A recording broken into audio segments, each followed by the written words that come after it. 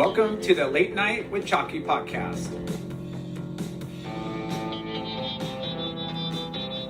Friends and family, brothers and sisters, welcome to the Late Night with Chalky podcast. Yes. You. It is. Cheers, boys. I don't know. Cheers. Lyndon's not, but we got a drink. He'll get a non-alcoholic.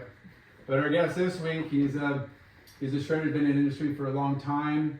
Worked at Jack's. He's a designer, currently at O'Neill.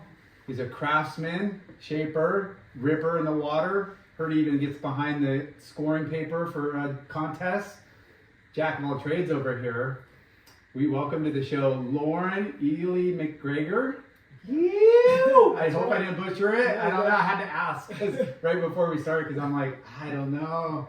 ELY. ELY. Yeah. How do you spell ELY? ELY hyphen McGregor. Yeah. Okay, so not Eli. ELY. A lot of people called me Eli growing up. It was actually one of the nicknames when I was like a kid. Like, grown kids would call me Eli sometimes. Okay. What's Irish? Scottish. Irish. Yeah, it's all cool. But yeah, McGregor, it's Scottish. Basically, McGregor.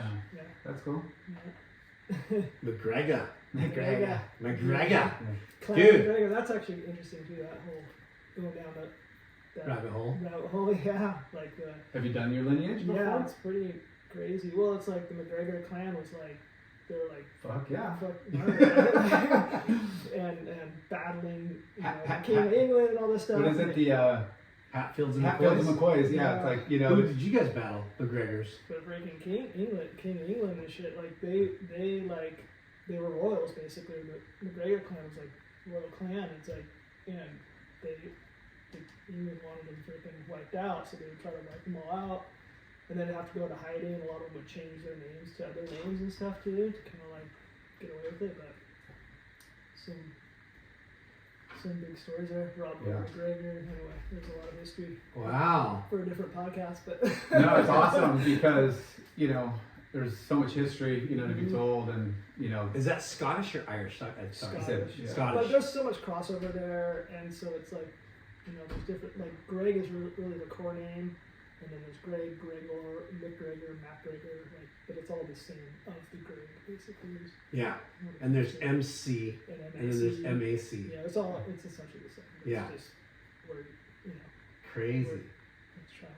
well, a lot of names, a lot of people back in the day didn't know how to read and write, as much. So like when they, especially came over to America in the early days, they, would just, misspell. So they would lose letters, and then, or they just did what they did best, which is crazy that you didn't know how to spell your own name. I'm talking like this is a long, long time ago. You're talking Like, yeah, Mayflower shit. well, when they started keeping records, coming over, but Mayflower, and then what is it, Ellis Island? That's what a lot of immigrants different, coming over. Hey, little. But the show's not about Ellis Island. No, it's not. This is about ELY McGregor. So where did it all begin? And by the way, this has been a long time coming. Yeah, we've tried for a long time. We see that with every guy. We see that. We do, like. It's always hard to connect, but it's all good. We're all busy lives. That's true. And we just go with the flow, like timing's everything, so it's meant to be. Yeah. No, we're stoked. Yeah. Yeah. So I was thinking maybe go kind of current and then go back to where it kind of started a little bit. Like, so currently I'm at O'Neill as basically the head board short designer there. Which is a killer category. I've been there probably 10 years-ish. Wow. And I do their board shorts and the hybrid shorts, all technical stuff. And that's been really fun. Kind of learning, like deep diving into more technical board short stuff. Where you're fighting to have the most innovative board short all the time and all that kind of stuff with the big dogs that are out there. And it's cool that you guys have brought the throwbacks, because obviously that's trending, and we all see on the store. It's like Ruka wasn't in the 90s, barely 2000s, but I look, you guys, Rip Curl, Rusty,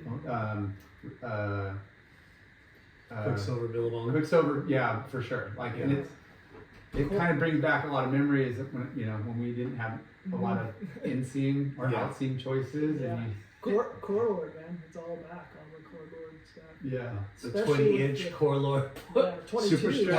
22 and a half. Yeah. I've Is it seen 22 and a I've half? seen some of Yeah. those. Ours are, Those are ours- dresses for me. Yeah. Well, not really a dress, more like a sarong. Yeah. Our Super Freaks are 22 inch, Mhm. like that we brought back, which were like the full Corey Lopez, ones you Yeah. see that we brought back. We got some more coming down the road too. That's Cool. I think our friend is the guy that designed the Super Freak. Joey Jorgensen. Joe Jorgensen? Does that name ring a bell? I mean, name sounds familiar. Yeah. I worked with him at Analog, Mm. and I think he was one of the guys that created Yeah. Super Freak. There's a patent on basically the stretch board short from it, because kind of before that there wasn't so much stretch fabric, and then when it was like, oh, we'll put the wetsuit paneling, Yep. back panel over the thing, and then that would give more stretch or whatever. I miss those Battle of the Board short days. Yeah, totally. Yeah. That was a golden age in Yeah. surfwear industry. The board short fucking Board short wars. Phantom versus Yeah. Super Freak, Hyper Freak. Mhm. I don't know what the Billabong ones were called or Quicksilver ones, but Yeah. like there was double page spreads of board shorts. I mean, Quicksilver was the Front original end. board short coat. Like that was their slogan for a while, Yeah. right? Like Yeah. Oh, who was? Quicksilver. Quicksilver? Yeah. Which is Like- true because it's Caden, right? Well, for sure. Yeah. I think when they were throwing it, it was like when they're doing like Studio 54 and all Right. the Yeah. colors. But yeah, of course, like Yeah. Studio and Quicksilver was USA was established in '76, fucking long and time. Echo Beach was late Mid '80s. Mid-80s. mid '80s. Yeah. So Yeah. yeah. So you want to jump back now, or Yeah, you want to? Well, Yeah, let's no. talk about boards. So, Oh, craft. yeah. The craft. That crap. That So, crap. yeah, so then, I don't know, I've just kind of always been around surfboards and all that kind of stuff growing up. Always wanted to do it, but never did. And then, I don't know, I was friends with the guys at Pure Glass. And then I ended up coaching Mark Sweeney, who is at Sweeney Dog Surfboards, is the HB guy. Mm-hmm. He runs the CNC machine there, and he's like an insane shaper. He used to shape for Wave Tools and Forever, Mayhem. He's been like the guy behind the scenes on all these brands, absolute master shaper. And he was like willing to help me, like learn, and he basically taught me. And when did you start shaping? I don't know exactly. It's probably been like 8 years, maybe. Oh, something okay. like that. So late in the It's- game. Late in the game, yeah, Yeah. like totally late. And then I use like the machine, like the computer, the machine and stuff like Yeah. that. I'm like, Why I not? come from a graphic design background, and so that's super easy. I've done a lot of 3D stuff in the day too, so that it was like easy for me to kind of pick it up, Yeah. at least using that. But that's like such a small part of the actual shaping, and so and then he, like Sweeney, would teach me a lot of the techniques and stuff, and then other guys too would help me along the way, like Dano and Giddings and Cordell and whoever else, Yeah. just that's in the shop. It's good to pick a bunch of guys' heads Yeah. because they all have. I mean, you look at the boards; they all look the Yeah. same on the rack, but there's so many nuances, and everybody has their own little Yeah. little subtleties. little It's- something. Yeah. It's like this impossible thing to try to master, kind of like every time I make one, I'm like, oh, it's so good, except it could be this much better if I just did this or this. So I'm always like back and forth, trying to like, tweak them.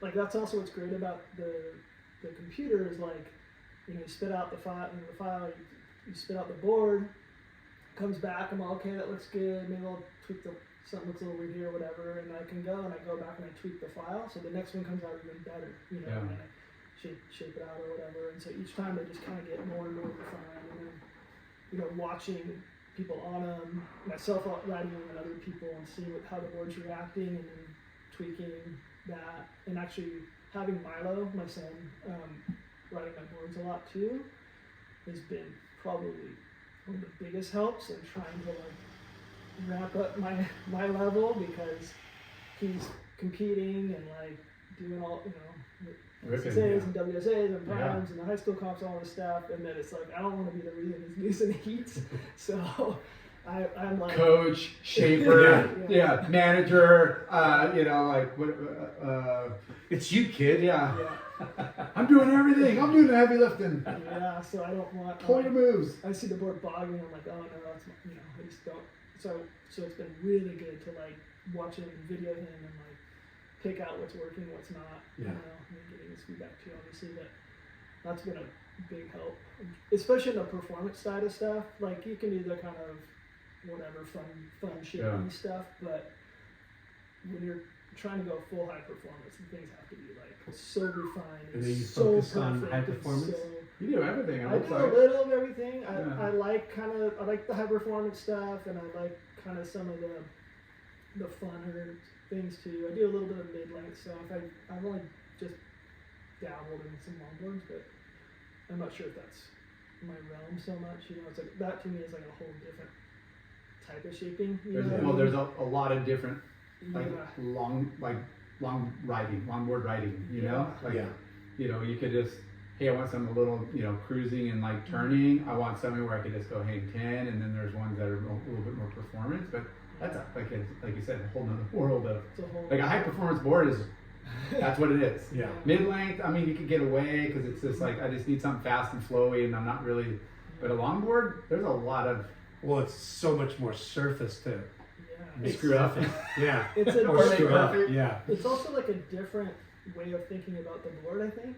Like the rails are like a lot of times they're 50-50 and the ones are kind of bellied, and like the rockers are totally different. The wide points are in such different places for different reasons, and so where in a shorter board you're trying to get, traction and speed and drive and like it's not really like that on longboard.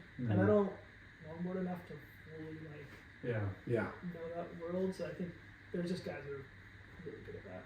Yeah. I'm more trying to Stay in your lane.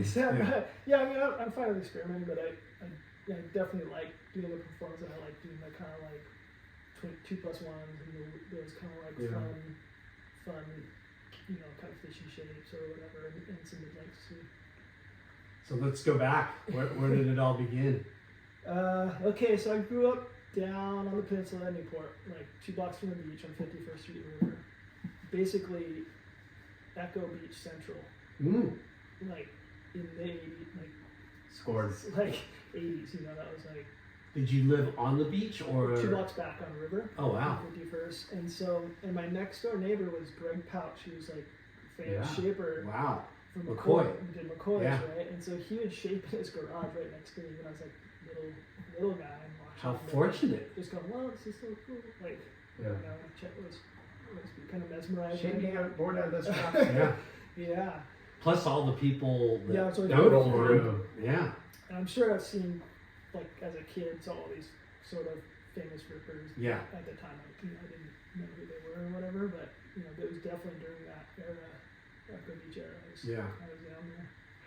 Sure. That's so rad. Yeah. And then I went to Newport Elementary, the school that's on the beach, which your wife teaches at. Yeah. Yes. So yeah, I went there, and then now my kids have gone there as well. And then my daughter was supposed to get your wife for her teacher, but that was when the COVID thing hit, and so that was her 6th grade, I think, and then she ended up homeschooling that year or whatever. Yeah. Damn COVID.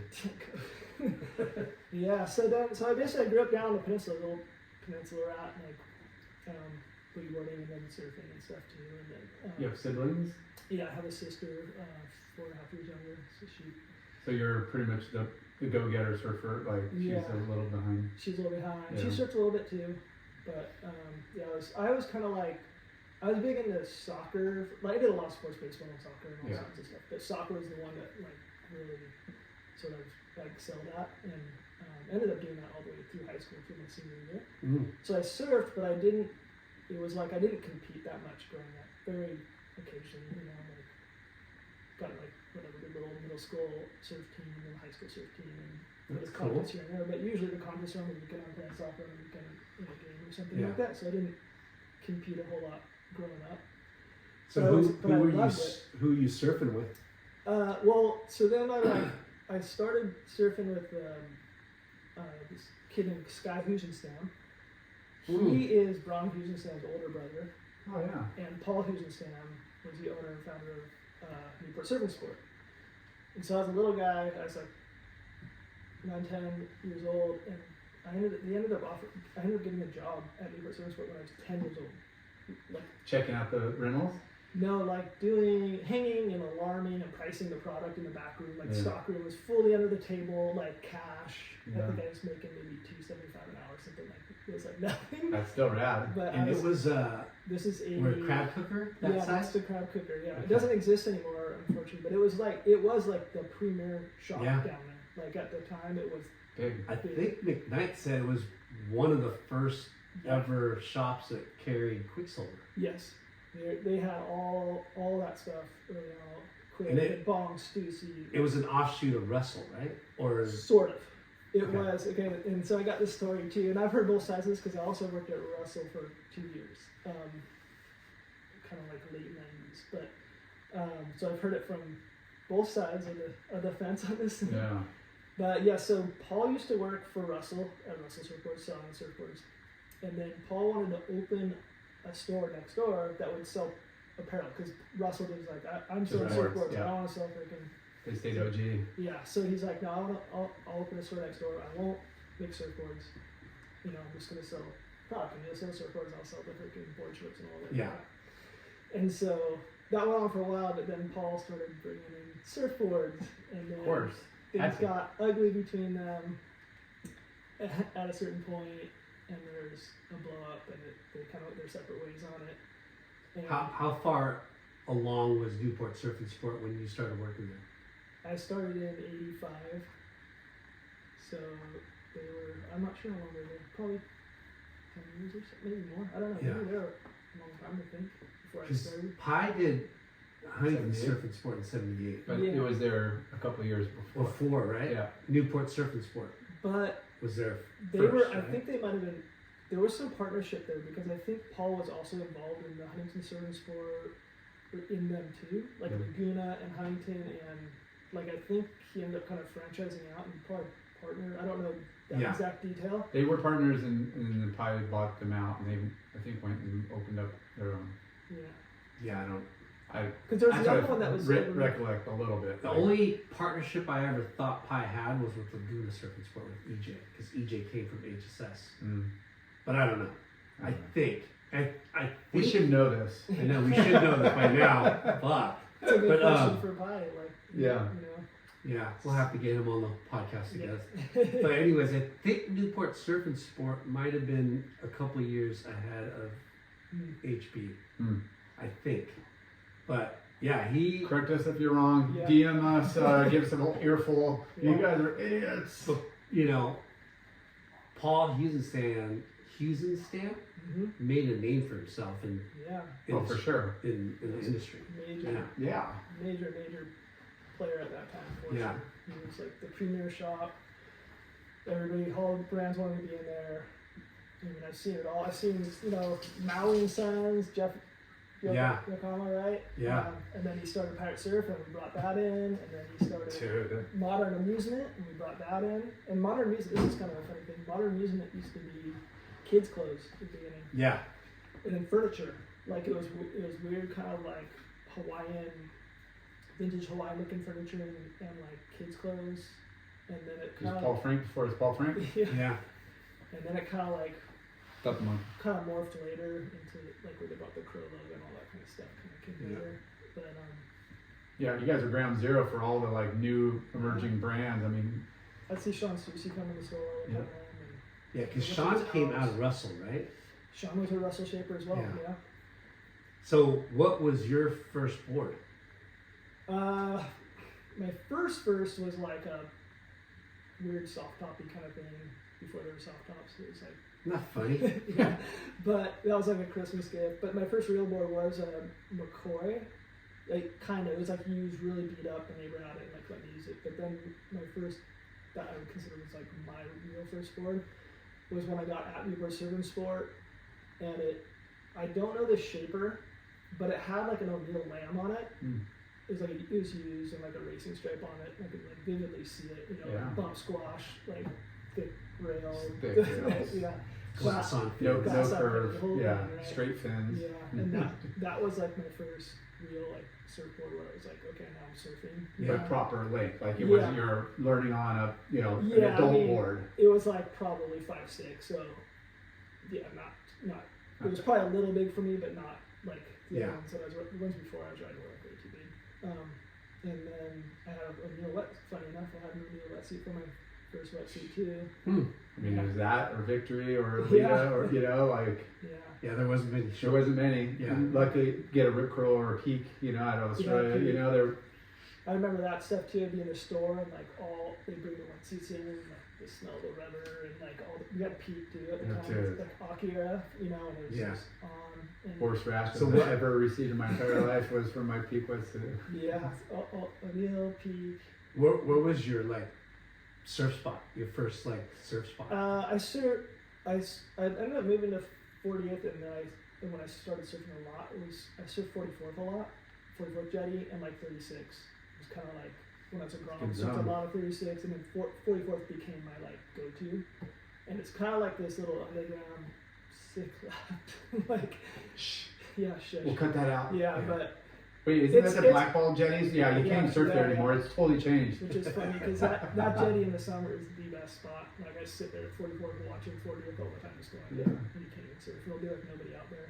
It's really frustrating to watch that. But it's really slabby, and 44th is shallow and rocky, and like I've seen a lot of people go on the rocks and get really hurt. Yeah. And now it's all messed up. Whoa, since there were some storms that came through and pushed rocks everywhere, so it's all kind of ripped up now. It's not. Everywhere's freaking ripped up and Yeah. not as dialed.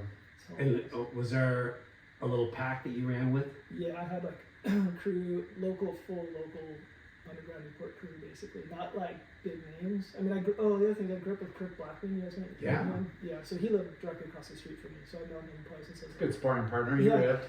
yeah, since I was probably like 3, I've known him, something like that. 3 or 4. Did your Yeah. parents surf or your dad surf? Or My dad surfed. My dad kind of grew up. They grew up more in the LA area. My dad was like a full Malibu guy. Like, Wow. like, and he has all these rad pictures of like Mickey Dora and Mickey Dora and all of those guys. And like he pulled this box and stuff. I'm like, this is so sick. That's Could cool. probably make a rad book out of That'd the be photos and sick, stuff. yeah. Got kind of into photography for a while, so he started like shooting all those guys. Big Wednesday Golden kind of era. shit right there. Mm-hmm. Yeah. Yeah. And then he moved our way, and he saw 56 actually. And he's like, I'm moving here. I guess it was Right. finally summer. Is he a summer goofy day. footer too? I don't even know because I didn't see him surf much. I think he surfed more before I was born. He was mostly boogieing when I'd see him, So, but we had some old Max Carson boards too. Wow. It's amazing what 56 can do sometimes. It's just like any beach, like when it gets dug out and turns into like more of a peeling than like a closeout. Mm-hmm. No backwash and it's Yeah. throaty. Like, yeah. I Only- could see your dad or people like looking at That was like, going wild. wait, like 2-second paddle out most of the time, Yeah. and just thumping. Yeah. That's such a Yeah. damn machine. Yeah. Mhm. But holy crap, is it competitive? Oh yeah. Oh man. You can't. Yeah. Yeah. It's- If you it's don't a know battle. people there, you're Yeah. not gonna get No. waves. No. You're not gonna get waves. Like there's some people there that are pretty Yeah. gnarnar. It's definitely mellowed out a little. It used to be like I used to be scared to go there. Like when I was a kid, I was like, because every you're- spot, You're literally from there. yeah, and I was still sketched because it was like every jetty would have their own local crew Yeah. before, like River Crew, 56 Crew, 54 Crew, 44th Crew, 36 Crew. Yeah. Still the same old. But it's a little different now. I actually think the board riders has kind of like changed it a bit Yeah, for sure. because the generations are now getting to know each other and like a little more connecting, and also the cameras. Yeah. But Yeah, and people will sue each other. yeah, I got that on 8 cameras. Yeah. You can't. And then lifeguards too. They used to turn a blind eye, but now they're They required have to. They have yeah. to. Like it was, doggy dog back. You in took the day. his stuff. You found him. I ain't like that no more.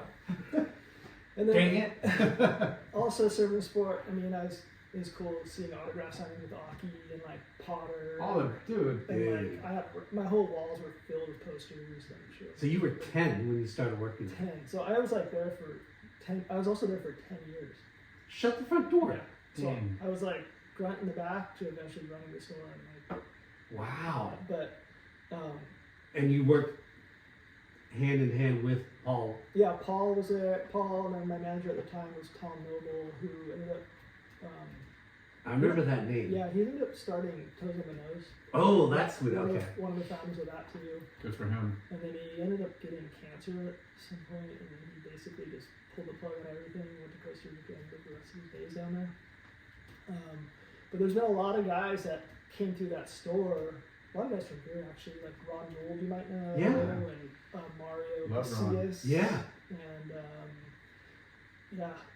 which all worked, like Ron worked at Billabong forever, Mario did Docs forever, and I think Extract Traction, and he's at 7 Diamonds.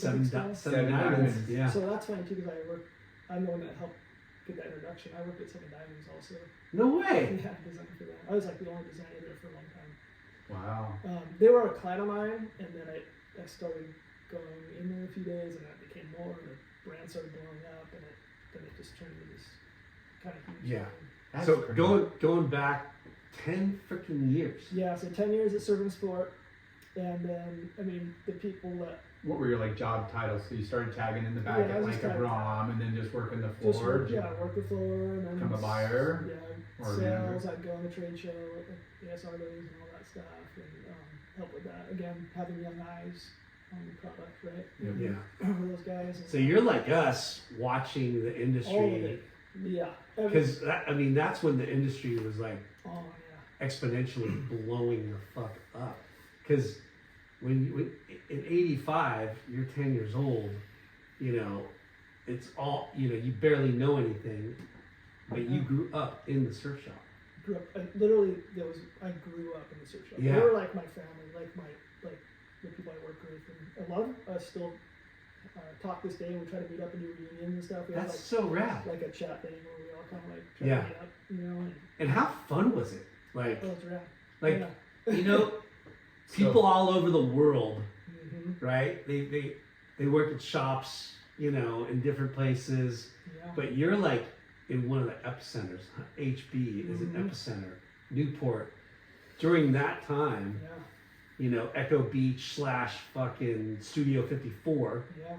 like, It was full on. Man. yeah, like that was, that's the area we're talking about. Barry was a team rider, I remember back in the day there.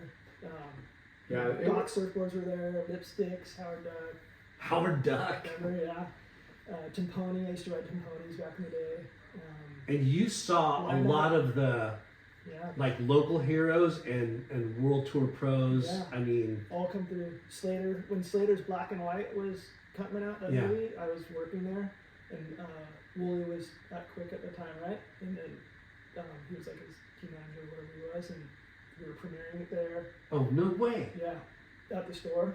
How so sick. Huge crowd, and like kind of helped out with that whole thing, and I have a funny thing where Slater ate off a plate, and I took his plate and like ate his watermelon off his plate or whatever. You're like, you're not gonna finish that. And you'll never I'll forget never it. forget, right? I ate Yeah. off Slater's plate. I can't believe you left the watermelon.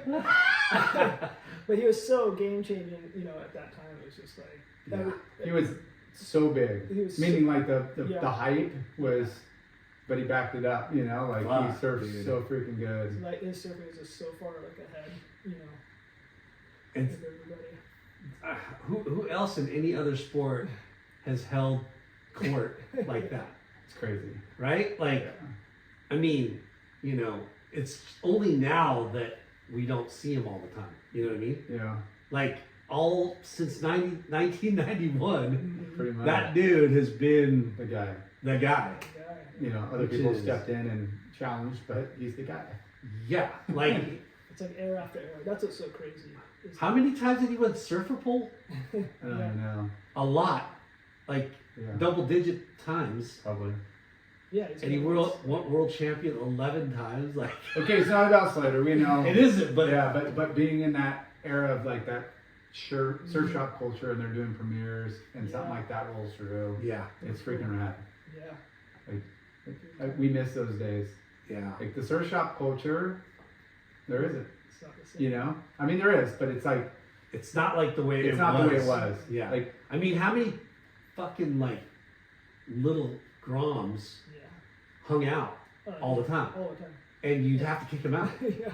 right? Like, Yeah. okay, dude, like it was a clubhouse. play this one again, play this video, Yeah. and you're just like, okay, like, you gonna buy something or what? No, you just hung out and you looked at the magazines, and I mean another good perk of working is the chicks coming through. Yeah. Like you're kind of working at It's a family show, a bro. bikini store / Yeah, women's yeah. store / like men's. So your kids selling, like you're there observing. I had And bikinis too, yeah. Yeah, dude, how fucking packed would Newport Surf and Sport get? This summer it was big. Mental. And Christmas too. It was like Yeah.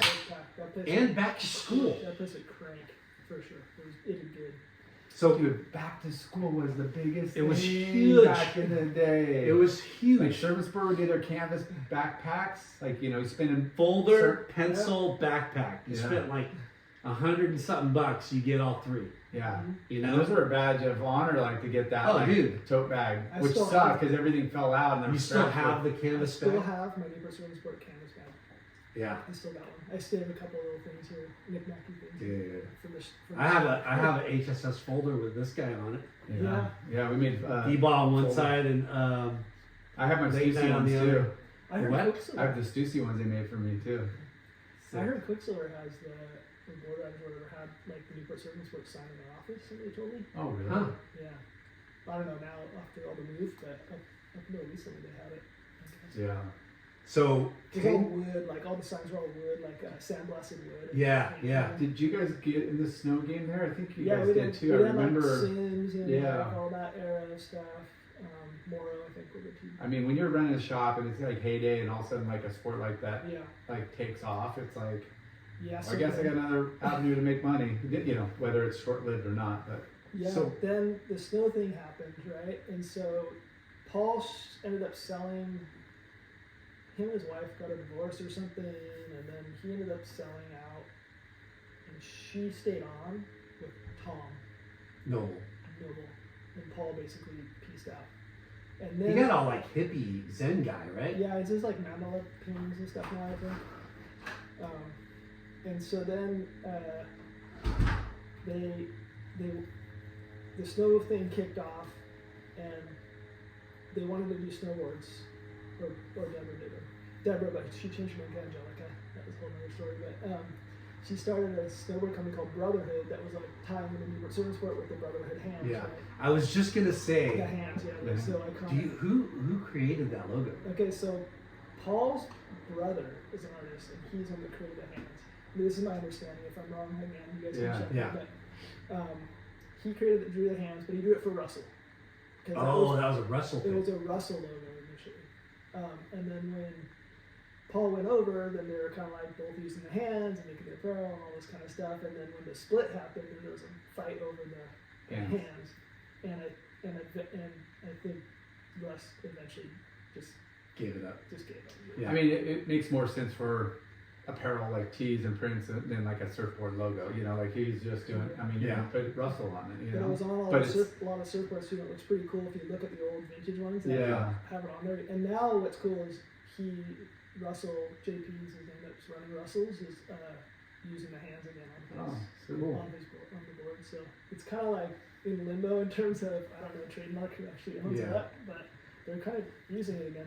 So you're there 10 years. Was there like what made you leave? Like what you just got hit a crossroad? So then the snowboard thing happened.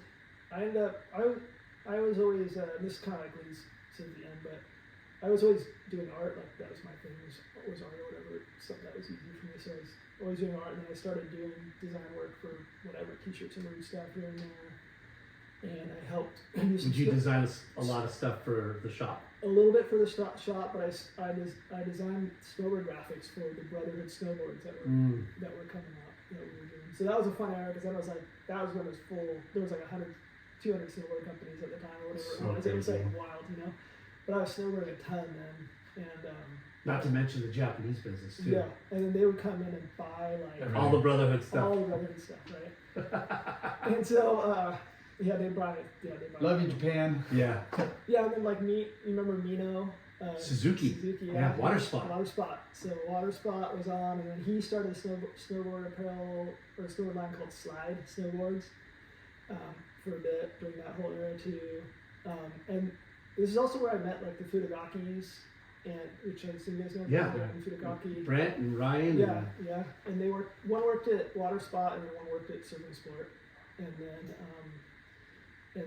Kevin Vry, do you remember him? Yeah. He's a front rower. Yeah. Huntington He's a rep, right? Yeah, he was a rep he sub-repped under Ron for a while, but he worked at Surfing Sport too. So Okay. he sub-repped under Ron, and then he did Element, Yeah. and then This did one? Vista, I think. Yeah. He did Vista for a while.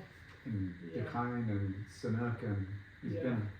now he's a realtor. Well, Yeah. I think he might still rep. I don't know. Yeah. I just saw him. Like, He's like a realtor, but he might do some Yeah. repping stuff still too. I don't know. I saw him. I don't know. Was he at Carve? Gould was at Carve. They probably were. I mean, Yeah. hopefully everybody's Killer, by the way. The show good? Killer. Yeah, right. Yeah, it was insane. Friday first day was epic. Mm-hmm. Saturday wasn't as busy, but still epic. Yeah. Sunday was Yeah. Third day. always. Yeah. Yeah. Pack up. Yeah. So you learned a hell of a lot about business and Brands. surf industry. Design. Yeah, fully in the middle of all of it, Yeah. basically. You know, like. Yeah. So do you Either remember that. what was your favorite reps and what were the reps that you were like, Whoa. uh, You're getting the dirt. well, let's get some dirt. Hello. Hello. Just Hey, in a we're podcast. podcasting, bro. Hello. Oh my god. I'm not Coming in a gonna- wrecking ball. I'm not gonna throw shade, but I'll say like GT made a huge impression. on me. Oh, how awesome is he? He was like, I was like, oh, that's how you do it. Like, Yeah. he like the You- stoke he bring in the shop and like Bro. hype everybody and just like, Wrecking ball, that guy. yeah, Ball of In a good way. energy, yeah, and he loud, proud, and yeah. yeah, Shameless. shameless. And when I first met him, he had the halo. He like jacked his Oh, neck that's up. right. So he like came in the shop all like, Yeah. yeah, Not only did he have like a funny personality, Yeah. he had a funny persona too, like with that thing. yeah. So that was like, but he was awesome. He was doing Arnett then, and I think more snowboards. I want to say. Yeah, he had a good, Gotcha. good run. Is He he Gotcha? too. Yeah. had a good run. Yeah. I would yell, make sure nobody's in the store. I would yell every time I come in. I go, G to the motherfucking E. Wait, G to the motherfucking T, homeboy. I He'd remember get all that. psyched up. Yeah. Yeah, buddy.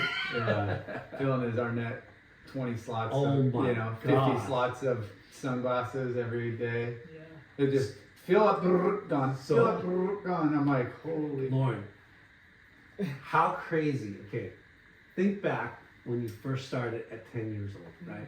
All the different categories, all the different like specialty products within class that just went berserk. Yeah, because in the beginning there, it was, you know, It was volleys. couple of, Yeah, say it again? 80s. It was like Volleys. volleys. So like Massimo. Yeah. Massimo was AVP. bananas. Yeah. Like neon freaking Massimo were going off the charts. They'd have huge racks and they'd just be like Gecko. Yeah. Gecko, Trump. We saw them right at the show. Didn't they make a comeback? Was it Gecko or Yeah, one I of thought I the saw a video of Gecko there. Yeah. I don't know. It I was just some hypercolor thing or something I saw. Yeah.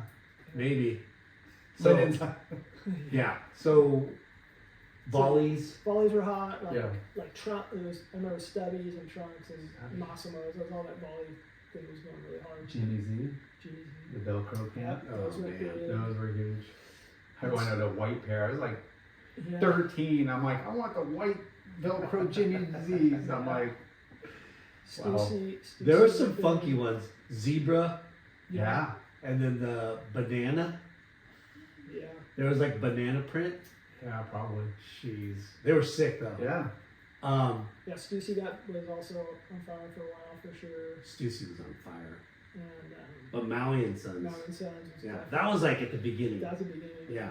So that was big right then for sure. All the stickers and But the brands, I mean, Isn't it crazy how stickers were so They're so fucking big. huge? Yeah. Dude. And the early days of I'm just- traction, right? You did back Like- then, the HSS Yeah. big circle logo with the with the kind of like half moon like lettering. Think how Dude, many those were Brotherhood like stickers sold? those were like $5 or $6, and that's like Oh yeah. 30 years ago. Yeah.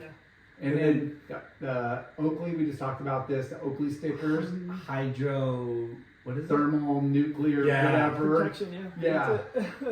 But they were the only ones that were doing the die cuts. Yeah. You know, and then everybody else started catching on. But the Scorpions.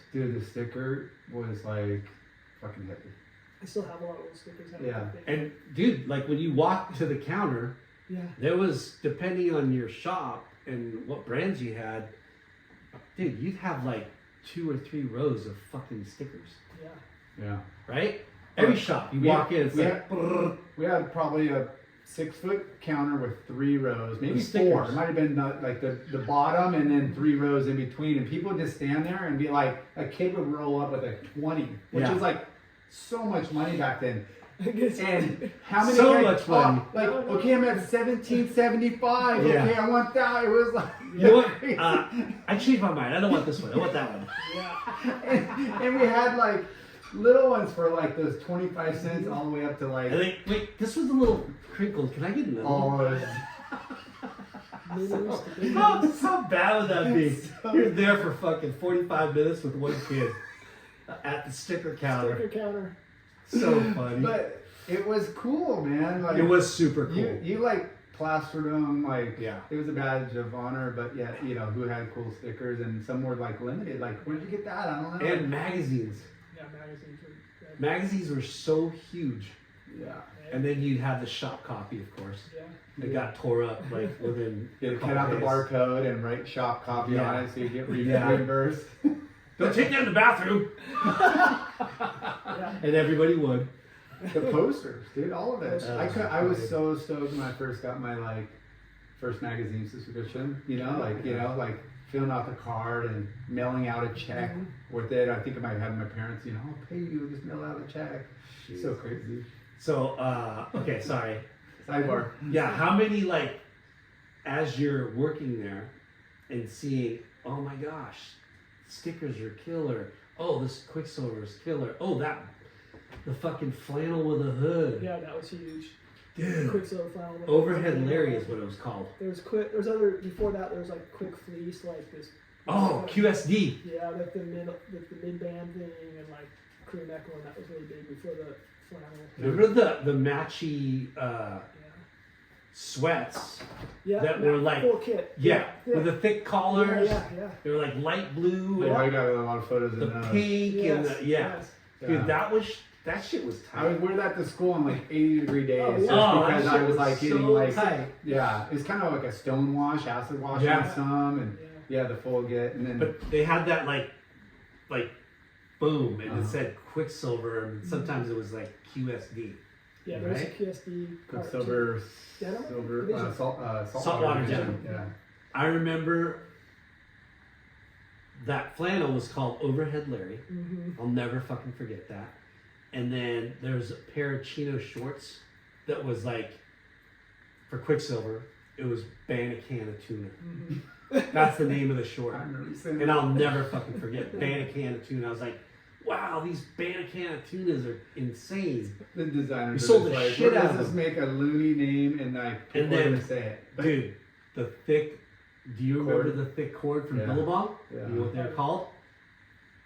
Bad Dog. Bad dog. That's right. Bad Dog. Yeah. Dude.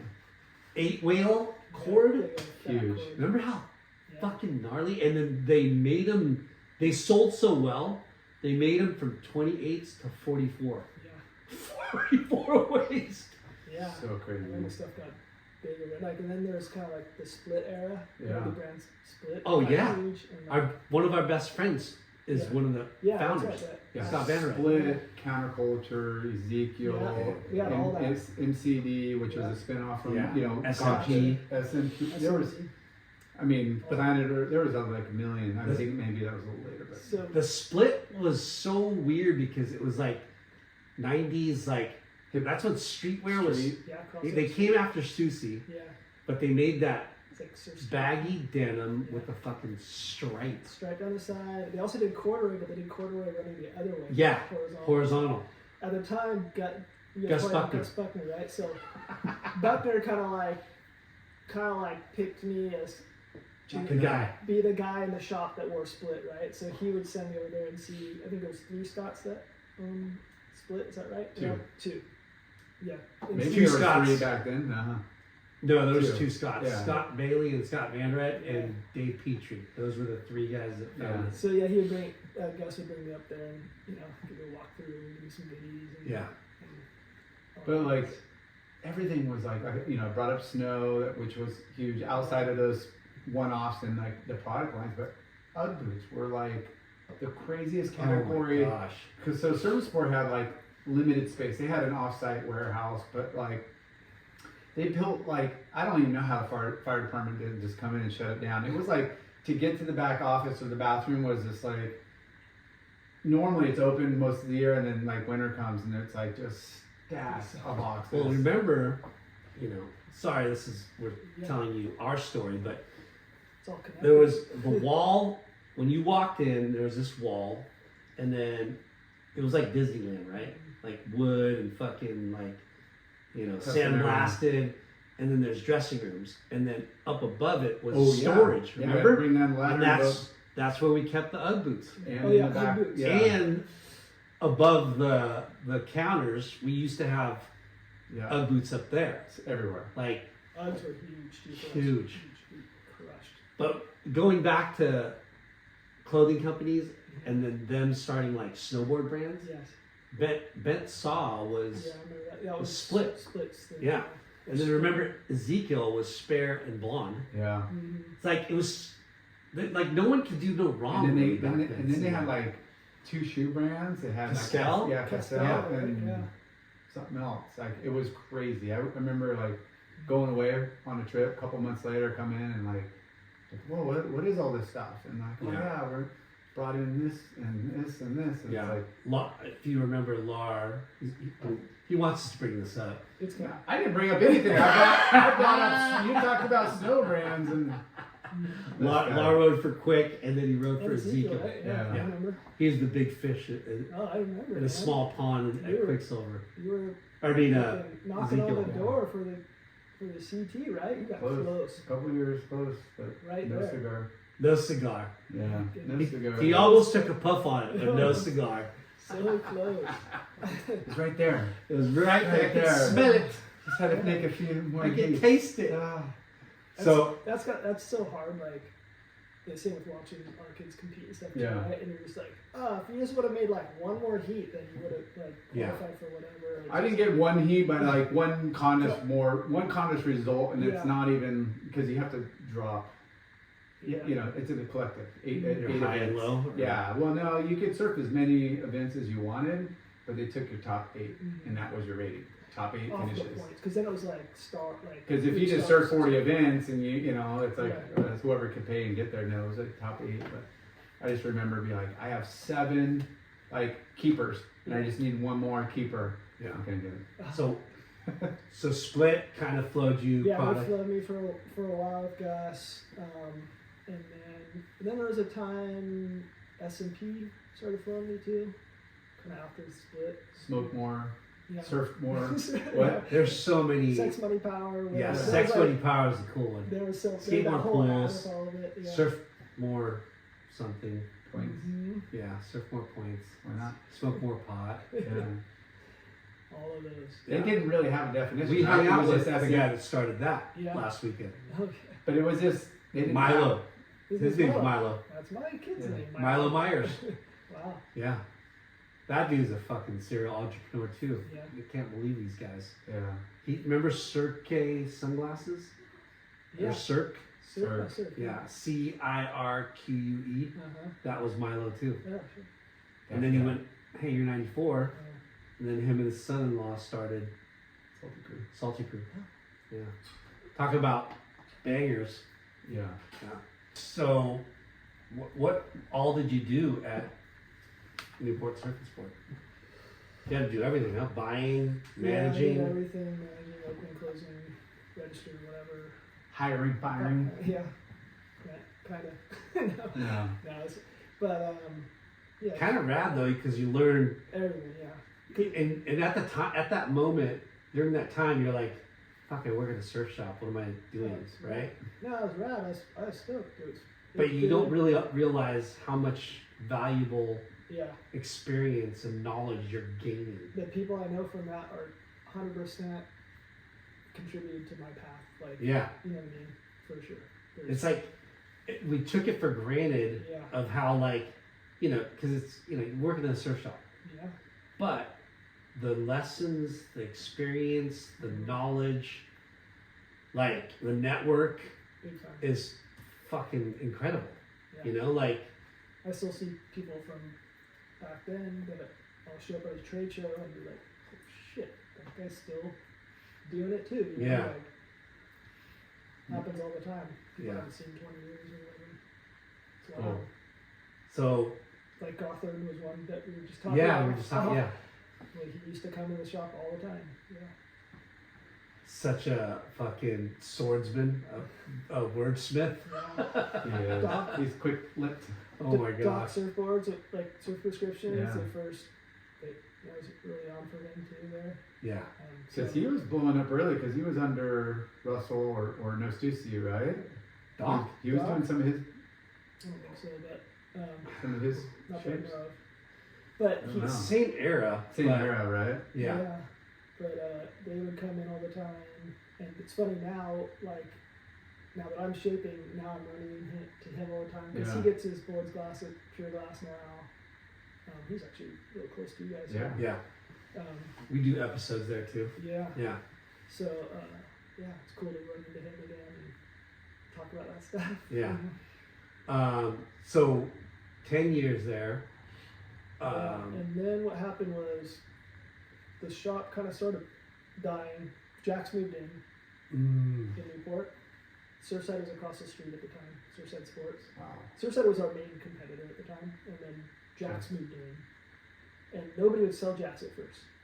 None of the brands would sell them. They had like Levi's and like kind of off stuff, you know, there, and they would get pissed because nobody would sell them because they were protecting Surfside and us. Because we like Surfside and us, Surf Sport, we kind of had like they would have Rusty, but we wouldn't have Rusty. You know, we would have certain brands that they wouldn't have. And Yeah. so there was a couple crossover brands, but a lot. We were like a heavy O'Neill store. They were a heavy Rip Curl store. Like that, Yeah. there was sort of like protection a little bit back Yeah. then instead of a free for all.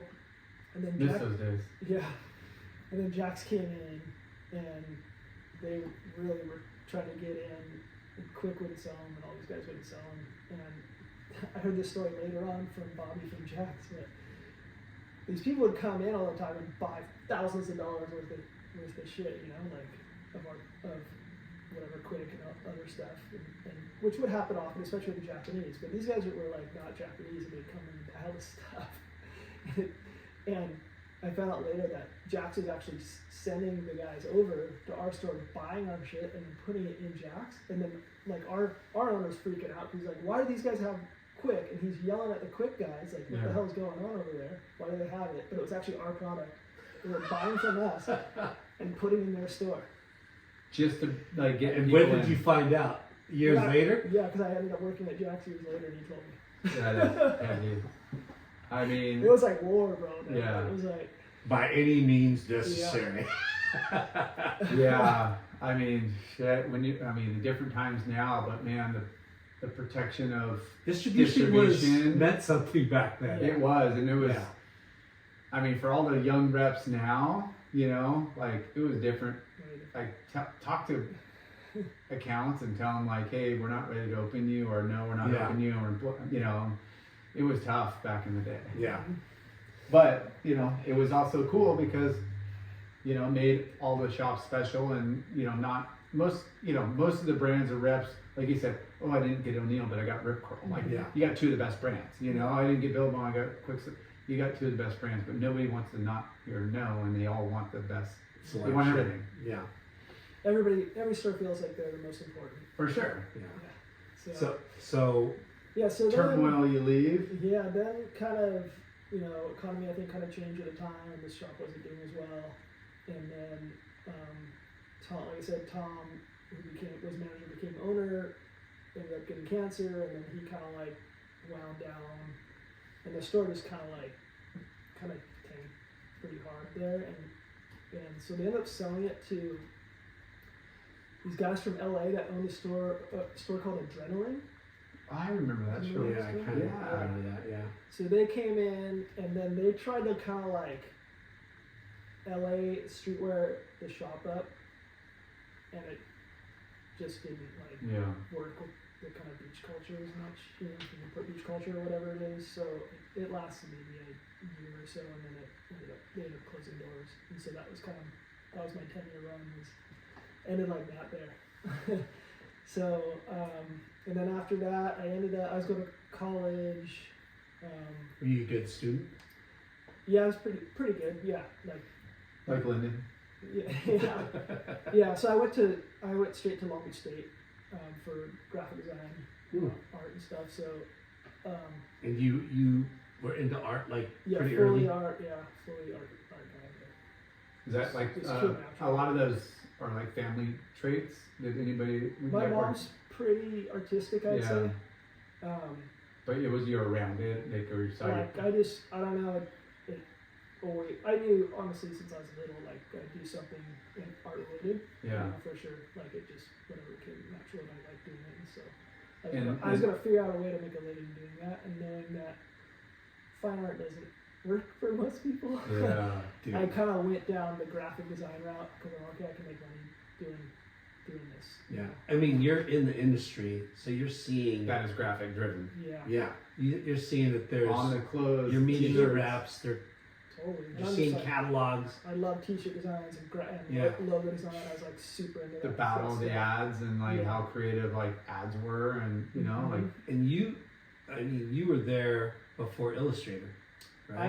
I used Photoshop 1 and Illustrator 1, like before I was even before those came out. So when those first came out, and I'm not talking about CS1, like Creative Suite 1. I'm talking about OG. OG One. 1. Yeah. Yeah. Way back. Floppy disk shit. Yeah. Yeah, Way back.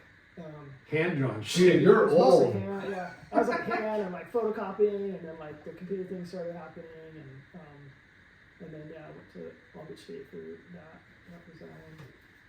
And I was still working at the shop. I was at this. I think I was still at Serviceport at the beginning, and then it closed. And then I ended up going to Jack's for a couple of years. Not Surfside. Not Surfside.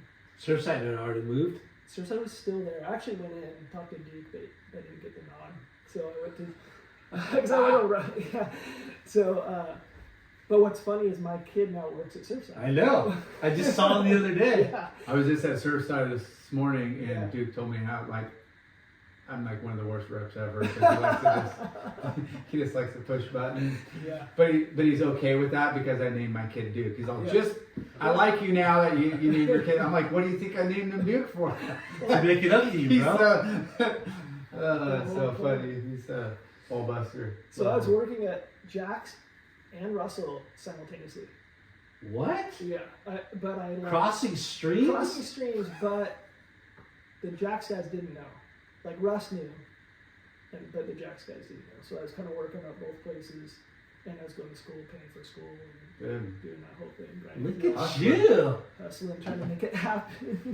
You know, not making a lot of money and working at a No. surf shop. No. So you got to do it Yeah. twice. I didn't, but I did pay for college on my own, like, car, all that stuff. That's I awesome. did all like on my own, just grinding, like doing it. So Did you go? You went to Newport L, then Ensign, or Ensign and then Harbor. in Harbor? Okay. And then, And what? you did you do competition at all, or a little in like junior high and high school. Actually, Omar Hassan was at Ensign with me. I think we had gym together or something. He was like a year ahead of me. And then, at Harbor, the surf team, like Troy Eckert was on the surf team. He was super hard back then. He Yeah. still is. He's a hammer. Like for the board riders, he's like just all around guy all day in the 50s, He's so good. But so I think we had a decent team yeah? doing that, and now my kid's doing it, and like surfing against. Yeah. Grums. The Groms are after it now. Yeah. And I gotta give a little rib because Newport Harbor went 10-0 this year and beat Huntington twice. Yeah. And beat Huntington is the Edison twice. ghost of what used to I know. I trip on it. Right? Yeah. And it's no secret, like, you know, Coach Verdone's still there. Yeah. And, you know, he's like, hey, all the best kids are be. homeschooled, Yeah. you know? And then Edison has split the breed. It used to be like, if Yeah. you're a core surfer, Yeah. I mean, yeah, occasionally there was some good Edison surfers, you Timmy know? went there, right? Rays? What's that? Didn't Timmy Rays go there? Timmy Ranch up there. Yeah. And like, you know, there's always a few that go there because Mhm. they're friends, you know? And I told my son, I'm like, dude, I don't care. Like, I went to Huntington, my Yeah. daughter went to Edison, you go to Huntington, I don't care. Go where your friends are, you know? But I was hoping Huntington without me Yeah. pushing, Yeah. you know? Dude, you know? But yeah, it's different times, you know? Yeah. Like It's a with- trip. It's a trip how that school doesn't I mean, get the froth like it used to. They're third string, like Huntington back in the 90s could smoke any team right now. Yeah. Today. Like I know for a fact. Like I was like, God, there's so many more core like Yeah. surfers. But again, these kids, their time's split in a million different ways, and there's other things, It and is, yeah. you know. Different. and I don't think all those kids that we grew up with were all like, I'm gonna be pro. Mhm. They were just like, we had nothing else to do. Like They're we're just just rockers. frothy Like surfers. we just were Yeah. surfers. But yeah, So- we you know So met up. your aspiration was to become an artist or like Yeah, something graphic design, you know. I suppose that was kind of where I was leading to be. advertisement or a company or like working for a surfer ring. Whatever. Kind of whatever at that point, you know, like Give me a paycheck. yeah, like well, yeah. I the good thing about kind of that experience, like the college thing too, is just not being so in surf and doing stuff outside, you know, like because I was so entrenched in it and so trying to do work in other industries and stuff like that. So yeah, I went through college and then before I finished, a friend and I started a business doing graphic design and web design. Web is just kind of coming along. Wow. I just started like Dang. right at the end of my college. I like started learning some web stuff. What year was this? I graduated in 2000, and so So Y2K, like everything is all internet driven going up to that. just totally starting to go internet, you know, then and it's becoming a little more realistic or whatever. So You got mail. yeah, yeah. Hey, well,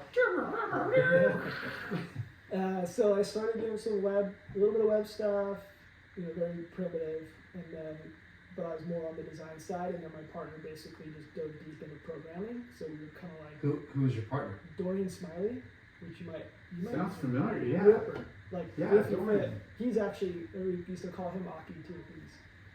Whoa. Yeah, I know. That's Surf some off. battle. We don't try to surf off, but he's not used to do all the events too. He, was he from Newport He too? was Newport, yeah. I remember him. Yeah. He used Killer to- I've name. heard that forever. Yeah, Dorian Smiley? stocky. He used to have kind of long hair, stocky, Yeah. like guy. Wow. Powerful. Dorian Smiley. Dorian Smiley. That doesn't sound like a real name, huh? Doesn't it? No. Sounds like a cartoon name, Dorian Smiley. Yeah. So Like a surfer name, cartoon name. Hey, What's your name? Dorian Smiley. yeah. there's a kid on the Huntington surf team, Tubiola. Tubiola? Yeah, Tubiola, right? I think, yeah. Is he like from France or something? I don't know, but Tahiti? he's got tube in his name. It's pretty rad. Like tube. Yeah, Tube. yeah, and like a bunch of other stuff on top of it. Yeah, so we started that company. I had some like clients that I was already doing stuff for. I met people through, you know, Surf Shop and Jack's, and like actually Bobby introduced me to Adil, who was the founder of Fiasco Clothing. I don't know if you remember I remember Fiasco. that, yeah. So and that was right around that 99, 2000 time. And so I started doing design work for him, like at the very beginning, like helping with him kind of launch that thing. Because, sorry to interrupt, but you're talking graphic designs, right? Yeah, graphic design. And then when did you start messing with clothes, like Well, designing? it's kind of part of it because I was doing t-shirt design, which was some apparel stuff. I even did some like 90s. I worked on a little bit of like snow apparel design stuff, and then with Fiasco, I really got to do more like apparel design, like direct apparel design with him, t-shirts, and also working with all the apparel, kind of helping consulting and like working with him on that. Even photo shoot stuff and did all sorts of stuff because it was tiny at the time. You do everything. Yeah. So then, so I kind of like kept that relationship for a long time with Fiasco, and then we did our thing. We built Fiasco's website. Then we started doing other brands both in and out of industry. A lot of web started getting really hot. So what was your company called? Fourth Dimension Intermedia, 4D Intermedia. And so that's kind of rad. 40. Did you? And it was like a 40 ounce. 40 ounces are big, right? That's epic. Yeah, 40. 40 ounces of freedom. Yeah. So Fourth Dimension Intermedia, there was our first office. You might know Mike Townsend. Yeah. So he actually let us use office space in his office when we first launched. At the time he was doing like stock trading and stuff. He was really big into that. Wherever he gave us like space in there. Yeah. I got enough income He coming works in. for Album now, right? He does stuff for Album. Yeah. I think he's like shooting photos. I don't know exactly marketing photos and stuff like that for him, but so he kind of brought us in there, and then eventually got our own office and just kind of built. And we actually were doing kind of growing. It was like happening, getting clients. 7 Dimes became one of our clients. I think that got introduced through the Fiasco guy.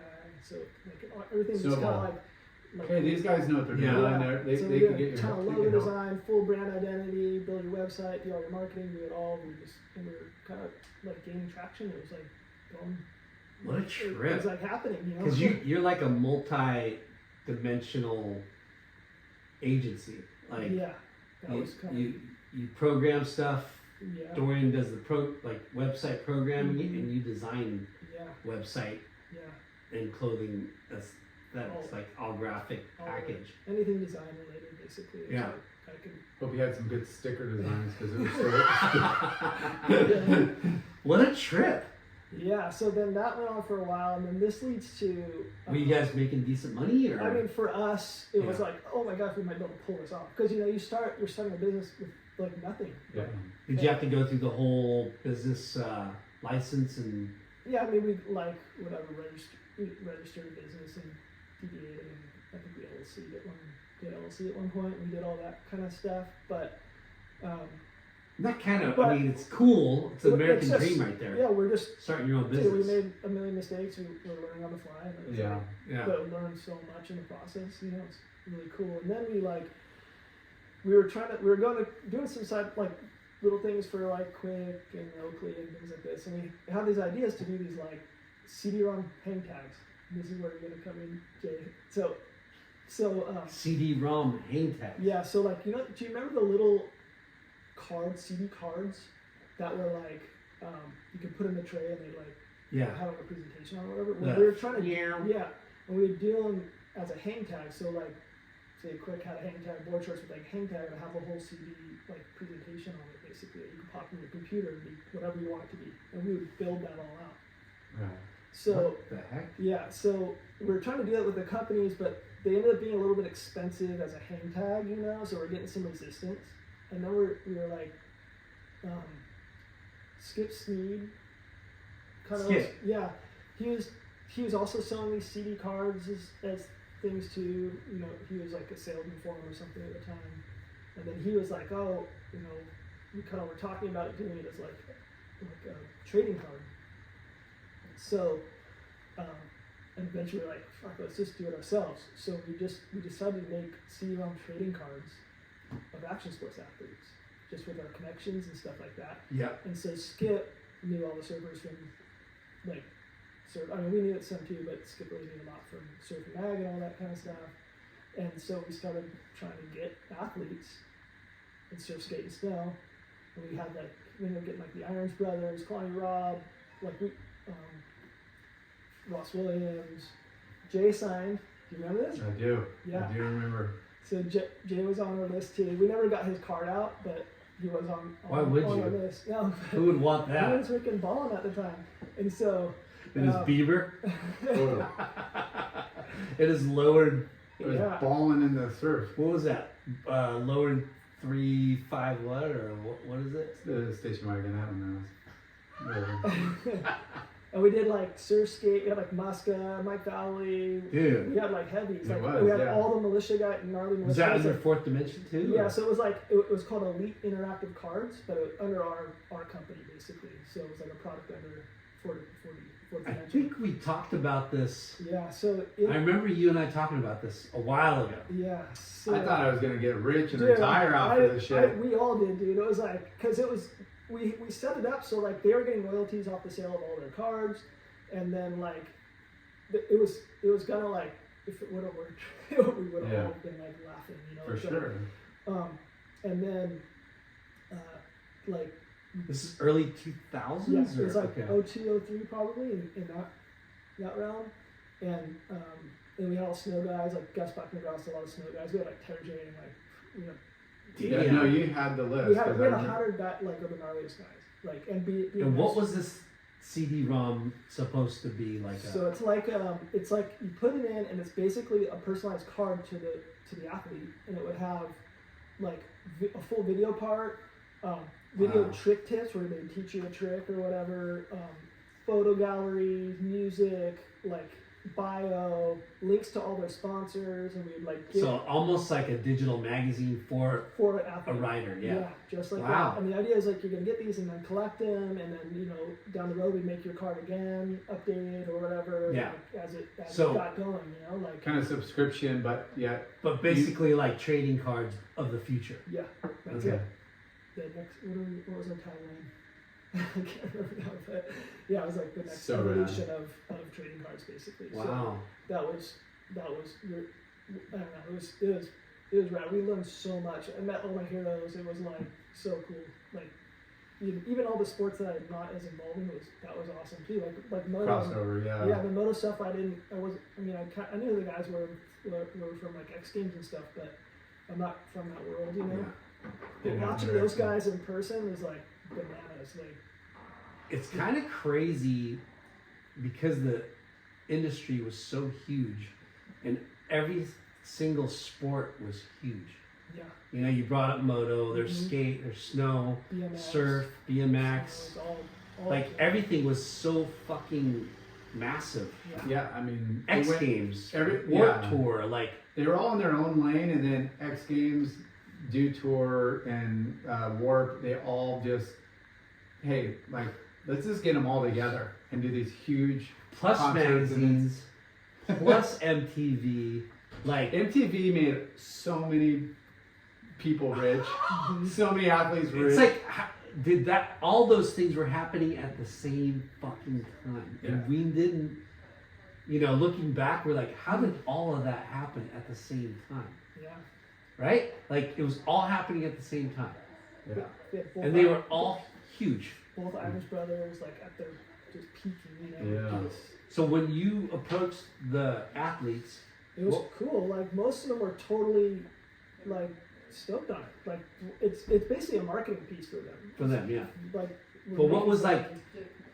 Was there a did you signing bonus or was it like No, almost none. The only ones that got some were some of the militia guys because metal militia? yeah, because we kind of like we weren't quite as in. We had friends that were in, but not quite as in that world. And at that time, X Games and those guys were massive. Like Yeah. Deegan was a monster, but we basically worked a deal where we like Deegan kind of got a good chunk, and then some of the other guys got a little bit.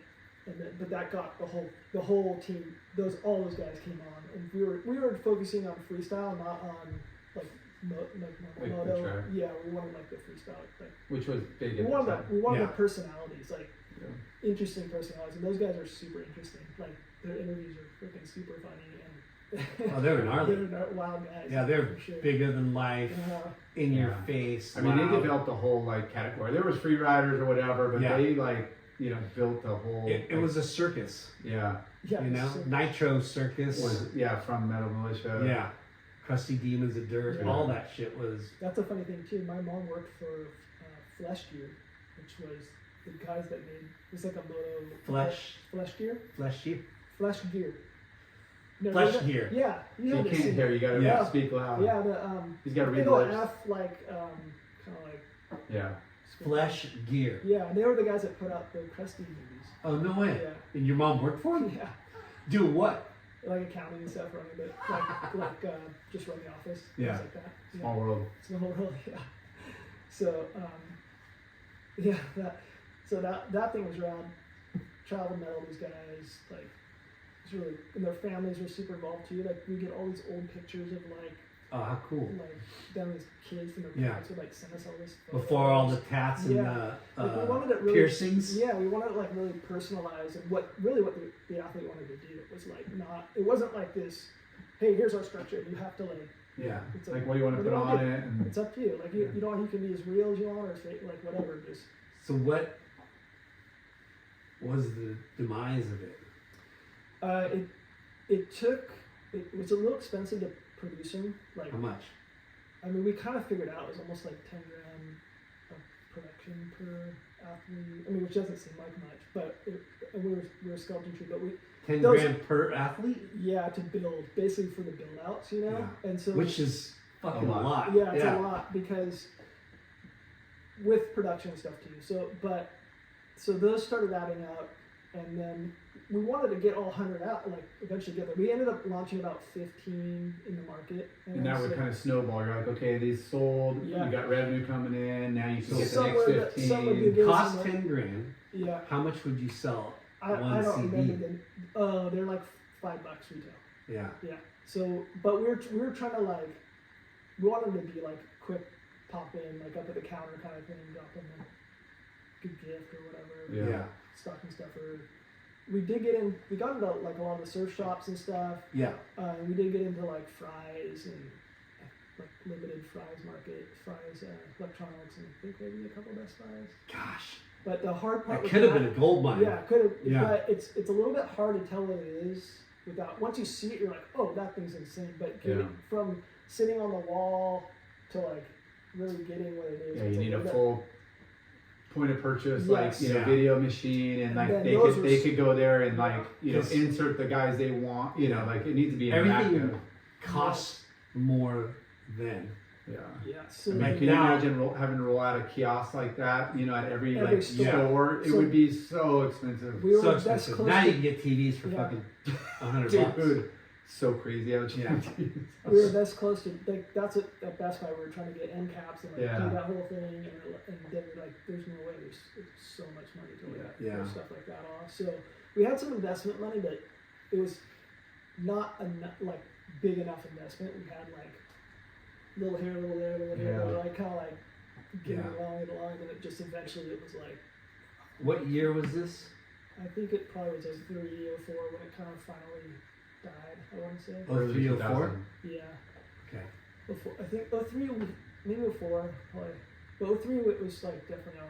Dude, you're 2 years too early.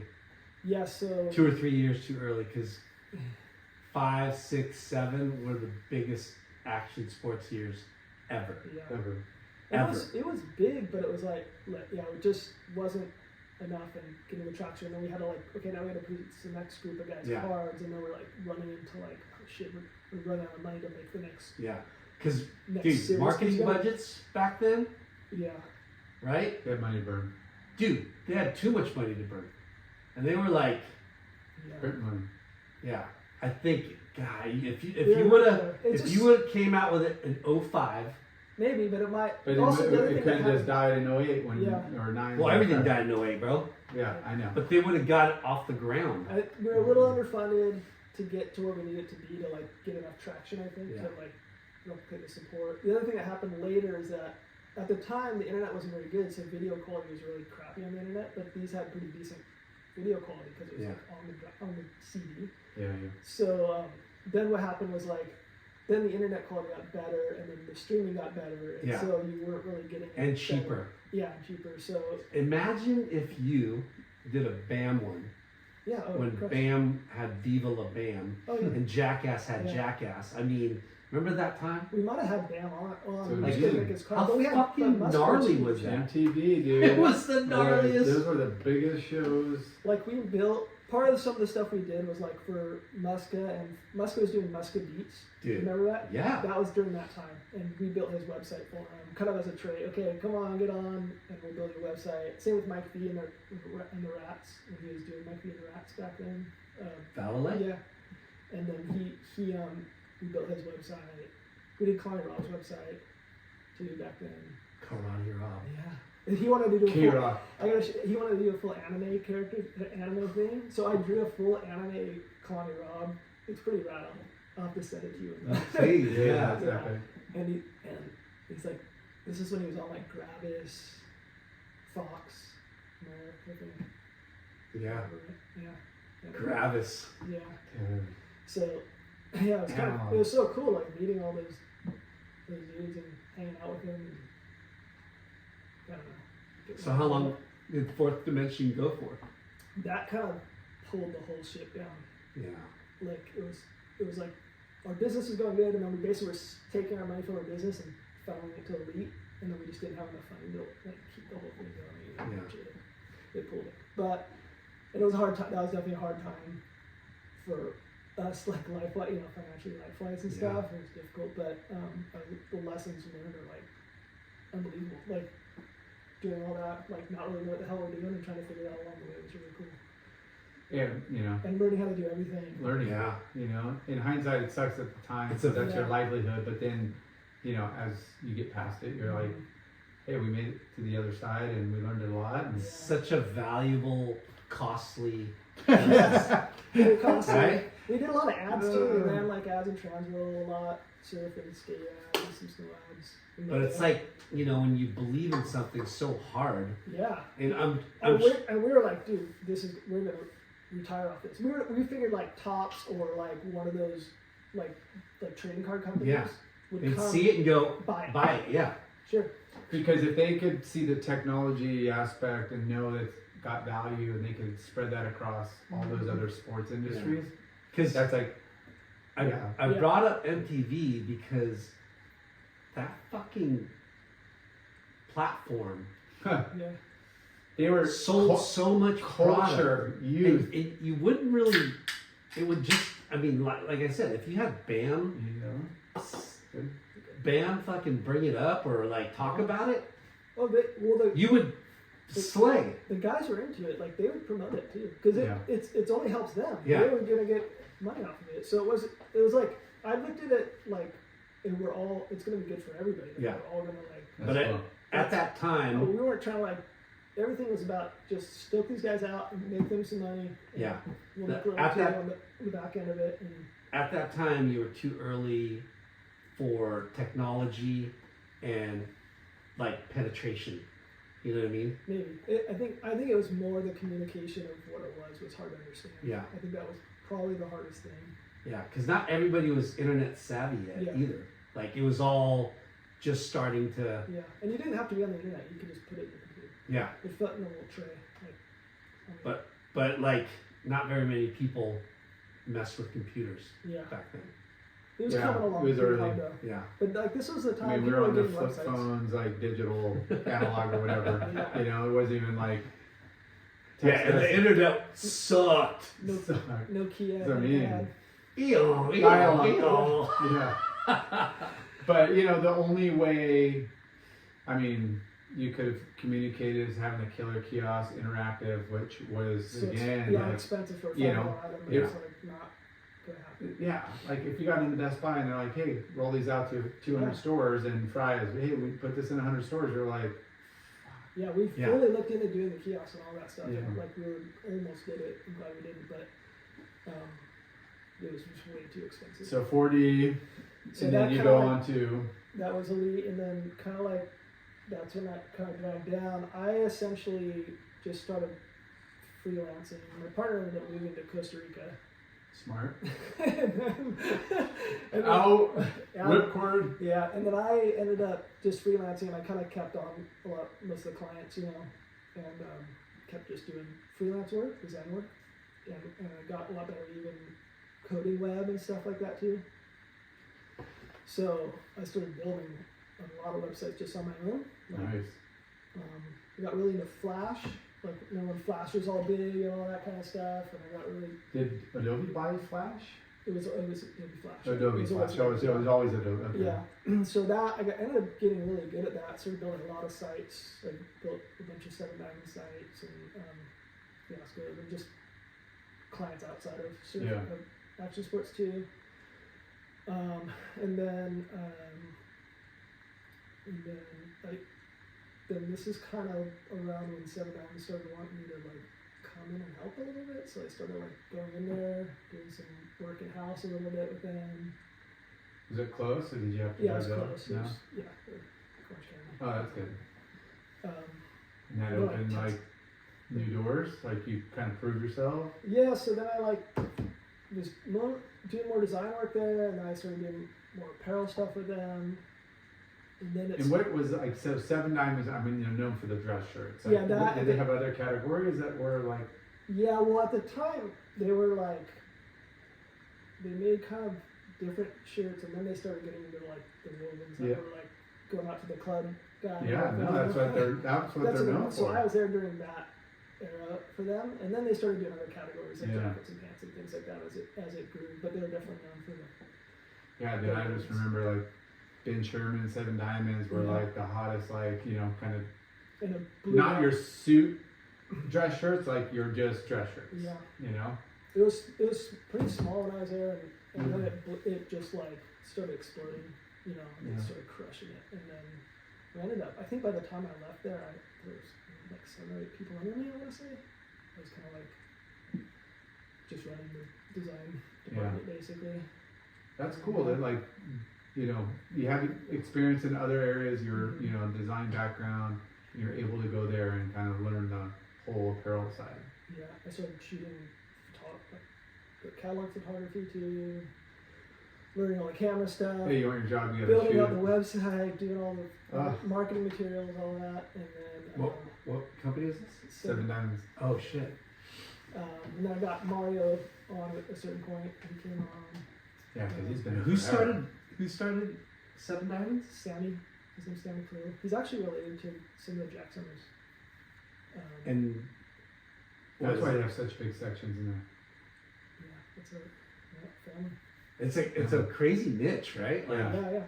Now they're kind of almost like Travis Matthew-ish a little bit more, but More techy. like a little bit, but I mean, that's just nature of the it's just business. sort of like James look, but yeah, and like Nordstrom, they're good. Like they was going to Yeah. Nordstrom for sure. But and I also they did a lot of private label stuff like for Target, JCPenney, Walmart, all this kind of stuff too. Not under that brand, just other stuff. Like, But yeah, source fit. so I work on a lot of stuff for that too, like tons and tons of stuff for that. So I got a lot of apparel design done there, all categories that they ended up doing. And then it was getting like too much time there, and I was like losing my freelance work a little bit, and like Not surfing enough.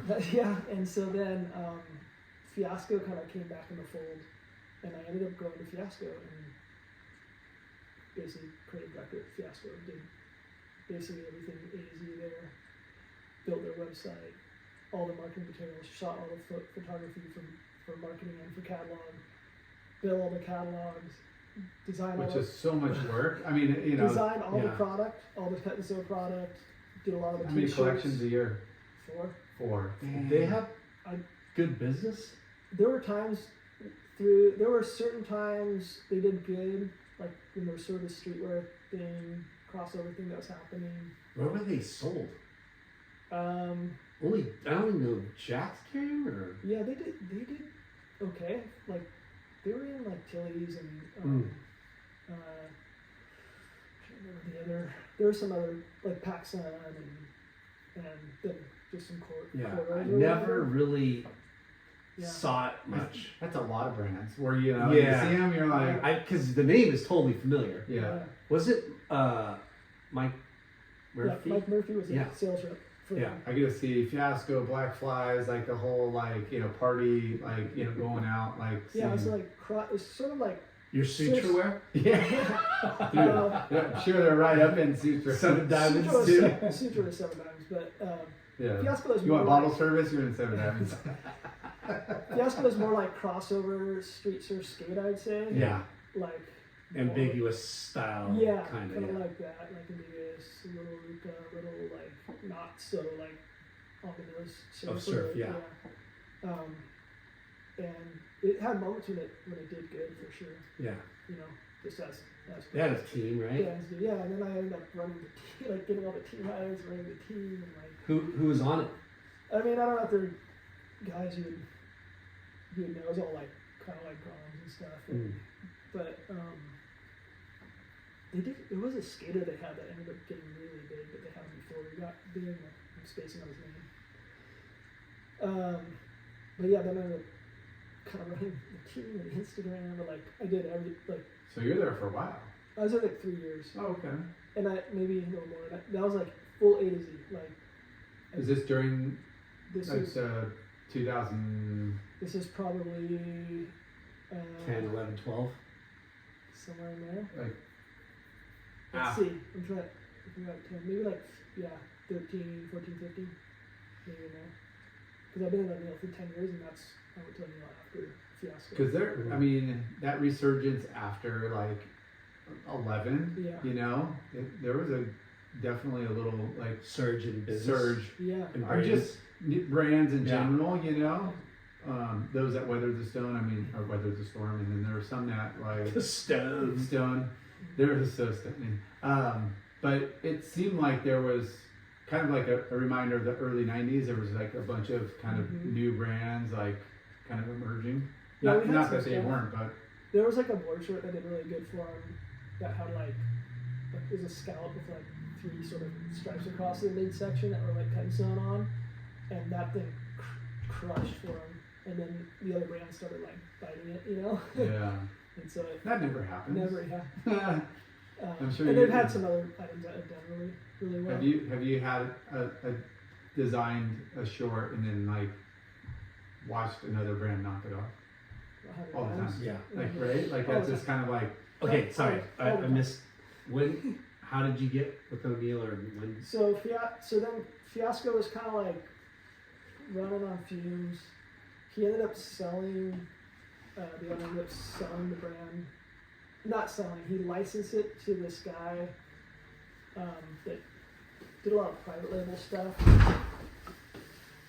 And when he licensed it, I went over there for like 1 or 2 weeks, and I was like, okay, like this is what we need to do to like get this thing like tracking again, and he was just like not having it, and I'm like, this isn't like, it's not gonna work, like, and so I saw a job listed at O'Neill, and then I'm like, okay, who do I know? Did you know people? Yeah, I was just So who do I know over there? And then because I want to work with cool people. I found out who the like director was, Yeah. the hiring director, and I go, and he worked at Volca, and I used to work at Volca or whatever, and I'm like, I asked Joe Frizzell, I'm like, do you know him? And he's like, oh yeah, it's like my best friend I grew up with, like next door to me. He's freaking, 1 degree of separation Yeah. in this industry, and he you know. basically like called Hey, we him. never crossed paths, but 10 of my best friends know you. Yeah, so it's Joe. Danny. What was his niche? Trunks too, or no? It was t-shirts, and then he got in Board shorts, right? board shorts, I think, Yeah. too. So Danny Gary was the director of O'Neill, design director of O'Neill at the time, and then Joe Frizzell was like his good buddy, and then he basically connected us. I went in for an interview, I got an offer that day, and I'm like, Wow. that's For it. what? For For Board board short. designer at O'Neill, and then that was it. I've been there since. Is that, you know, coming from, you know, running photo shoots and catalogs and, you know, everything to just be like, hey, you're going to get paid this just to do board shorts? You're like, hell yeah. yeah. It's a weird. It's two-sided, but Yeah. it is definitely weird. Coming from everything I had done before this was basically running everything, whether it was my business Which or is crazy amount of Yes. work. yeah. Let's pause and okay, we're back. We're talking about getting hired by Danny Geary at O'Neill. O'Neill. And were you making decent money at Fiasco, or? Not that great, not very good. And so this was definitely a bump, which is great. And Sorry. keep Barn? talking, I'm hungry. Go.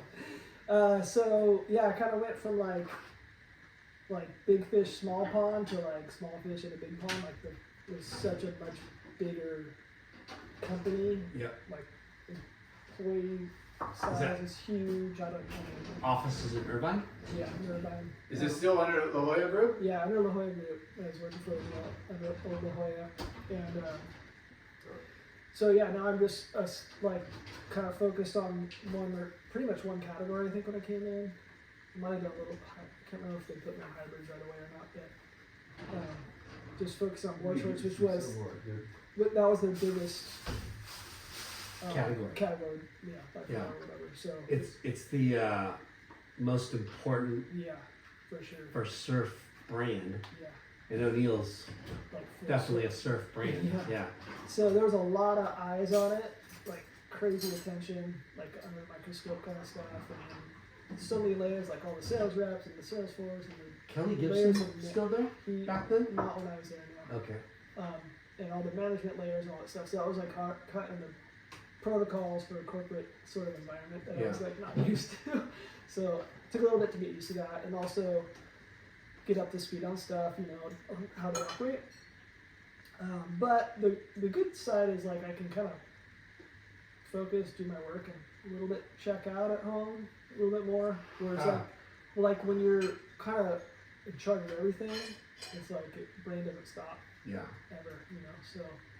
And how gnarly is it, like going back to your fourth dimension? Like, yeah, it's all on you to make the money, get the money, bill people for the money. Yeah. Like everything's on your head. Yeah. And then Fiasco, you know, there's less, but then there's more work because it's a smaller brand. Yeah. You know, like that's hard. Like that's hard. Sure. But less eyes on you in a way. Yeah, way less eyes. Yeah, because but it's more pressure. But a lot more all work. responsibility. Yeah. Yeah. But And then what was cool about it is I could kind of craft the whole narrative though, which was really bad about Fiasco. Like top to bottom, this is. but you're also with a small brand that you have to, you know, you do your part, and then other people have to do their part to sell it, right? So it's like it's so much sketchier. Yeah, it was hard. It was. In fact, I used to go on a lot of the sales calls. Like I'd go to help explain, utilities and so I was selling it too. You know, I'd go to the trade shows and help sell it. Like, like and everything. You know? And it never is easy when you're competing against trendy brands. For sure. Right? Yeah. Like, you know, no disrespect to Fiasco, right? Yeah. But you have the other brands you have to contend with, you know, because you're pioneering and you're constantly just like, you know, like, check us out.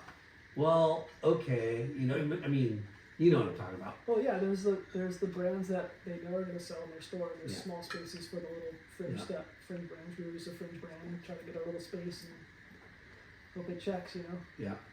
And then and with, you know, going back to O'Neill, you know, in your mind, you're like, fuck, I hope I get this job. Because it's a sick, stable brand. It happened really fast. One of the trippy things was like coming from something so small, and then I remember the first sales meeting happened, like major one, the spring one, the big one. I wasn't there that long before it happened, you know, and I was just like, whoa, this like big, huge thing, and you know, all the reps are there, distributors, everybody's there, and then I was like tripping because I was like the reps are so like complaining, like ripping on everything. But no, we don't. Make the logo bigger. But I was like, and most of my product wasn't even in the line yet. I was like, who are these designers? But I kind of tripped out, like, man, you guys have all this marketing, all these team riders, all this rad, huge line. You have all, like POP. You got everything you need, and you're complaining. And I'm like, because where I came from, we had like nothing. Like trying to pinch stuff together to like do whatever marketing. That's probably every fucking brand, right? Yeah. Every company goes through the same thing. For sure.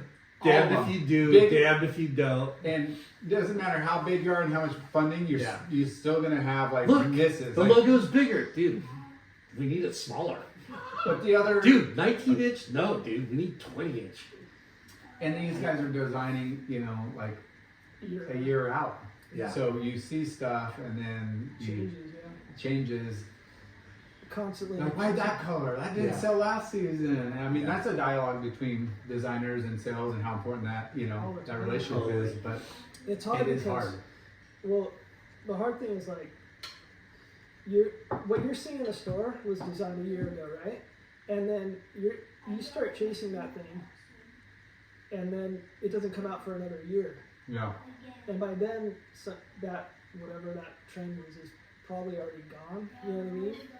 But then sometimes if you're too forward on the You miss it. You miss it also. If you're too forward, a lot of times sales will be too scared of it, right? Because they're like, "Whoa, what the hell is that?" But then I've seen it so many times where like something will be there and then it gets dropped, and then everybody else like the other brands have it and it's hot, and then it's like, wait, why didn't we do that? You didn't get credit for it. Like, why didn't we do that? I'm like, bro, I had that back. Yeah.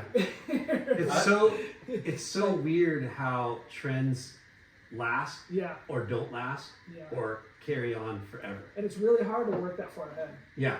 Because it changes. It can change. It can be the same for a long time, and then it can just change. That was a lot of Veruca's demise. Like Pat or you know their designers, they would be Ahead of their time. ahead of their time. Yeah. Where we're not making money on that particular collection, but if we just held on, but then everybody jumps in and it saturates, it's like, oh, it's not cool anymore, we're done. And it's like, well, all of those other brands are making money. Like, think about all the It's a trendy tough. things that you go, what the fuck? Like, cardigans. Like, the fucking cardigans, right? Like, maybe Ruka came out with it first. Maybe Vulcan came out with it first. But then everyone had a cardigan, right? And you're just like, holy shit. Like, everyone's got a cardigan. And it lasts for however long, right? And then you're just like, why does that stay or why does it go? You know what I mean? It's so baffling. Because, like, Those little category niches, like, I mean, put a staple on brand sometimes, you know? the winning thing is seeing carryovers, right? Like, the holy grail is having a catalog full of carryovers, which Ruka, you know, and Volcom, like, and almost every brand has their, like, stable of carryovers where you just recolor it. Yeah, the Billabong's amphibian, like, you know, like hybrid, and then like Ruka Weekender. Yeah, Weekender. We did that puffer fleece. Remember, like the vest, like fleece. For Maddox, it was Asher at the time. Heavy. The quilted jacket with a hood, the hoodie with the quilted. Maddox did a knockoff. Like Analog did. You know, everybody did a knockoff, but Maddox came out with the first dude. Then Ruka did. Oh yeah. Okay, bro. But yeah, and hybrids, like even that in its own. And did O'Neill come out with a hybrid? O'Neill was the first hybrid short. which is genius. Yeah. You know, like as far as like a category. So we talk about like the subcategories within. You know, there was board shorts. Yeah. And then like elastics pretty much were non-existent except maybe in a cotton or something. Like there was no, you know, in our space. So Lorin, do you think that O'Neill came out with a hybrid? As far as I know, they did, and because I kind of think that too, for whatever reason. I remember they ran the ad too, like where they're underwater and the freaking shorts sitting. I don't know if you remember these, but old ads. But I'll have to pull that one up. But the board shorts with the like wash pockets, yeah, wash pockets and quicker dry. All you had to do is it's a trunk material. Yeah. You know, but like it was just board shorts and very little volleys. Right. And then those came out. Or walk shorts. You know, and then genius. Yeah, genius. And then it kind of went into the split of walk shorts and then board shorts with it, and then all of a sudden now volleys. So that category has been just divided in 10 different ways. Yeah. It's kind of neat how. Yeah, now because there's workout gear now too. Like, yeah. It's kind of neat how like every category, we exploit the fuck out of it as much as we can, right? Like, what can we do to make it our own or Yeah. make it, another. The John hoodie, like rash guard, which has been around for a Yeah, long time. But John made it cool. Yeah, we have a ton of them. Like, Uh-huh. done them forever. Forever. Forever, yeah. But as soon as you put JJF in one, Exploiting a but category. it took them a long time. Yeah. It took them a couple seasons to where it's like, okay, this is what we're marketing and leading with, and then now everybody wants it. Yeah. But like shorts, right? Bottoms. Like, how many variations are there? There's so many. You can have a catalog on its own with just fucking shorts, which is kind of mind blowing, right? So Hey, we had one outseam or inseam or however you want to call it, and then it went to like 2, and now there's like 5. yeah, Like with it, so not only fixed waistboard shorts or hybrids or volleys, now you got all these inseams. well, even with volleys, I don't know. how many you want to scallop, you want to cut, you want, like Slat, yeah, a little slit. It's wild. it's on so it. dumb but so genius at the same time. Yeah, there's a lot out there. You gotta figure out where I think your brand sits best. It's like, it's weird. I'm not a big fan of chasing too hard. If it's not authentic to the brand. So, Yeah, Which is smart.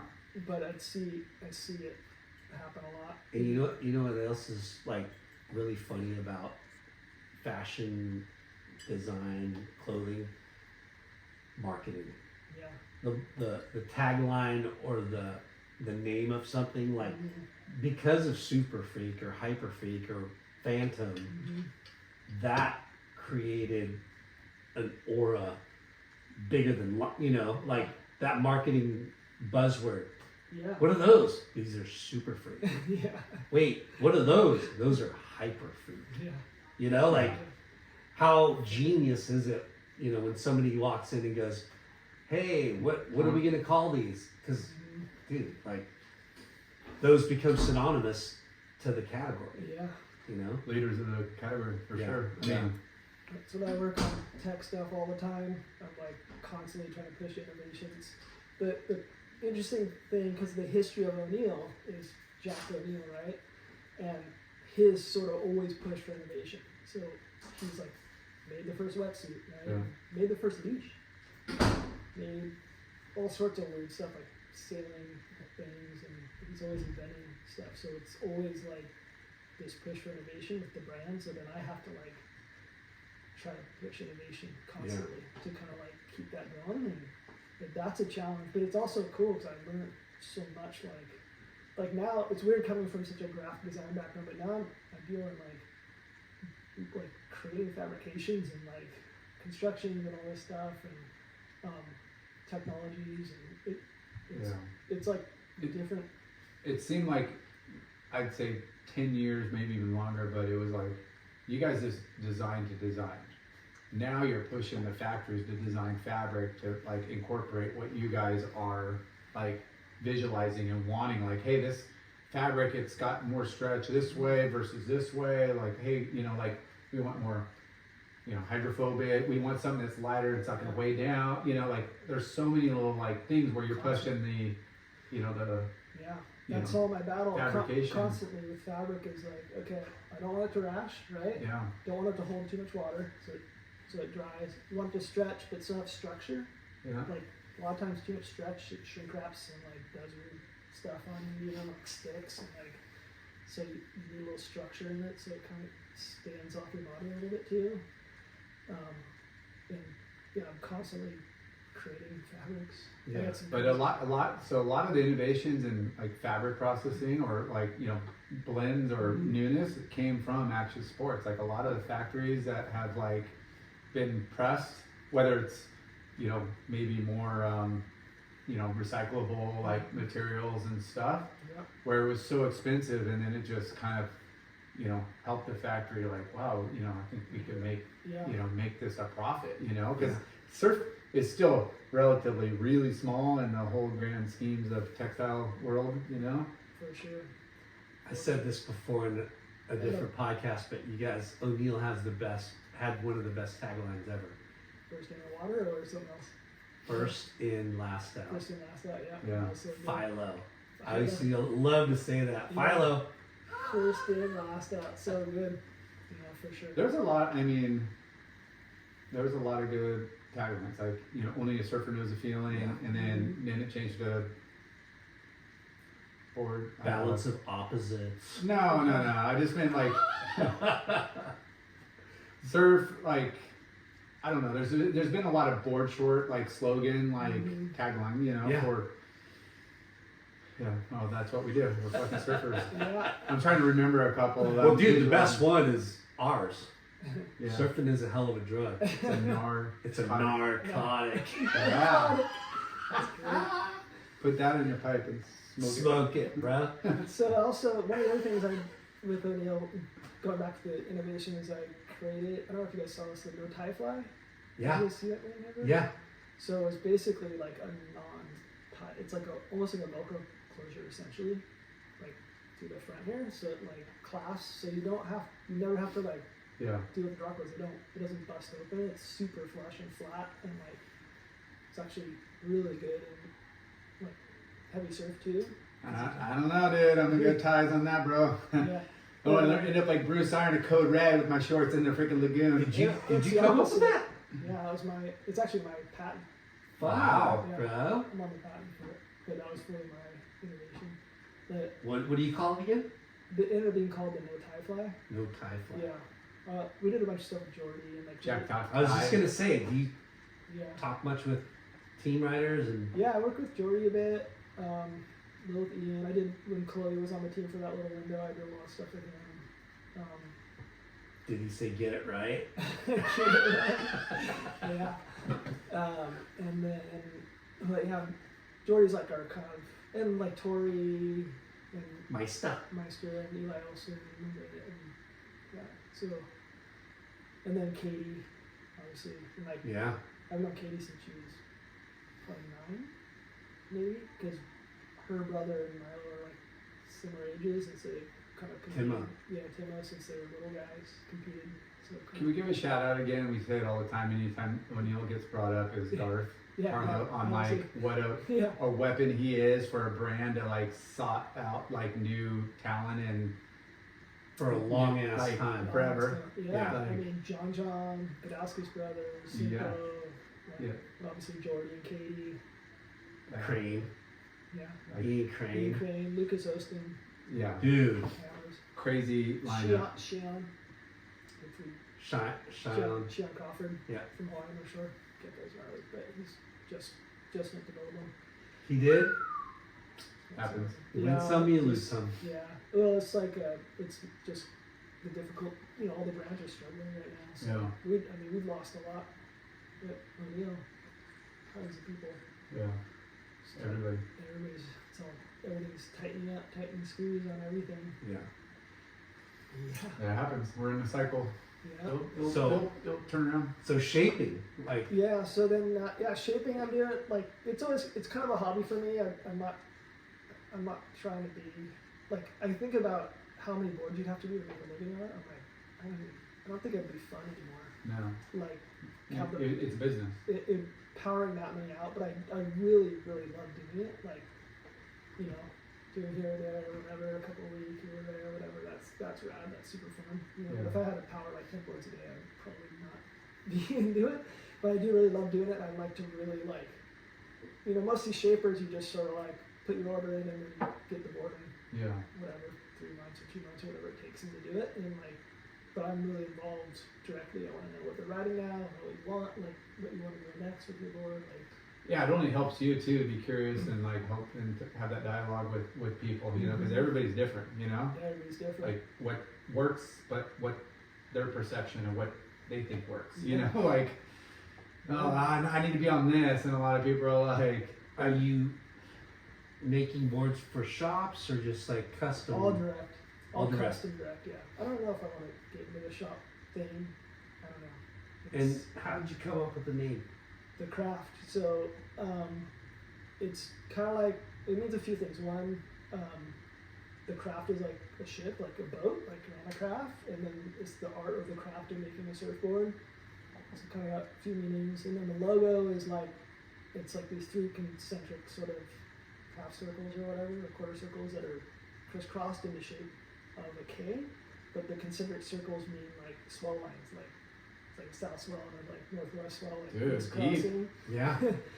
So that I've seen that logo oh yeah. used. Okay. Do you remember the brand Fenchurch? It's like an English UK brand. Oh. I don't know if they're still around, but Oh, it's like turned that way. that way, yeah. It's horizontal Seen some similar- versus, yeah. It's a cool brand. Yeah. So that's kind of the gist of that. It's I'm pretty going cool. left, you going right. Yeah. Split the peak, bro. Handcrafted or whatever, custom, and then yeah, I don't know. That's been fun. And your best test pilot. Yeah, Grom and myself, Yeah. and like friends and stuff. Just and I do get random orders, which is cool. You know, like Yeah. for me, everything's just off my Instagram. I didn't even build a website for it, which is weird. I build websites, but I like didn't. I just Keep it mysterious and yeah. core. Just go if you want to go. Well, that's I was like looking, Yeah. and I hit up Lyndon like, you know, Yeah. I'm like, I can't find anything. Like there's nothing. No Facebook, Yeah. no Instagram. Oh, yeah, your mine, Instagram is very like, I mean, it's Yeah. I don't, well, that's my paranoia too. I've never had a Facebook. I've never had any personal social media ever. it's like TikTok. You like you be watched No, over. I'm And I'm just I'm just paranoid of all of it because all that stuff gets stolen, and that's a whole other thing to go Yeah. down. And it's just a trap to me. But I do have a craft Instagram, so it's thecraft.ca. You guys want to check that out. And then the other thing I do you know about border cycling? Yes. Yeah. Yeah. So I built a website and This guy just doesn't stop. and an app called Border Cycler, or bordercycler.com, where you can go to the app store called Border Cycler, and it's just like a used trading spot for surf skates and whatever board sport related stuff. So Nice. instead of it being like every like a let go / Yeah, like it's whatever like- it's like third party sale Yeah. you use. it's like that, but it's just focused on board sport stuff, so you don't get somebody's. Wasn't there another one that like Brandon and Val and a couple long time guys ago, yeah. I forget what board? it I don't know either. I built the website a long time ago under kind of in a different format. It was like going good for a while, and it got hacked and just not hacked, but just pinned You to know. hell.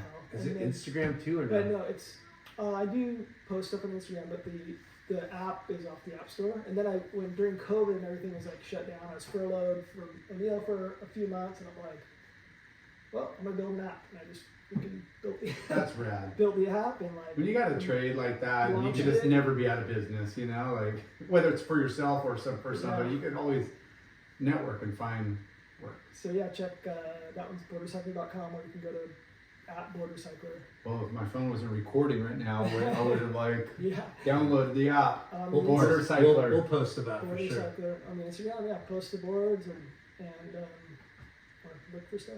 Yeah, It's cool because it's just like not everything under the sun. It's I'm gonna come up with one called Kelly Blue Surf. yeah, that's it. Kelly Blue Surf. That's pretty good, Lon. That's one of the funniest things you've ever said. Whoa! You find all your used boards at Kelly Blue Surf. Mhm. Slater Surf. Whoa! And what else did I know? Oh, I had a small stint in the '90s where I was in a band. No way. Sick. Yeah. What'd you Let's play? hear it. Late '90s. I played guitar. Passion.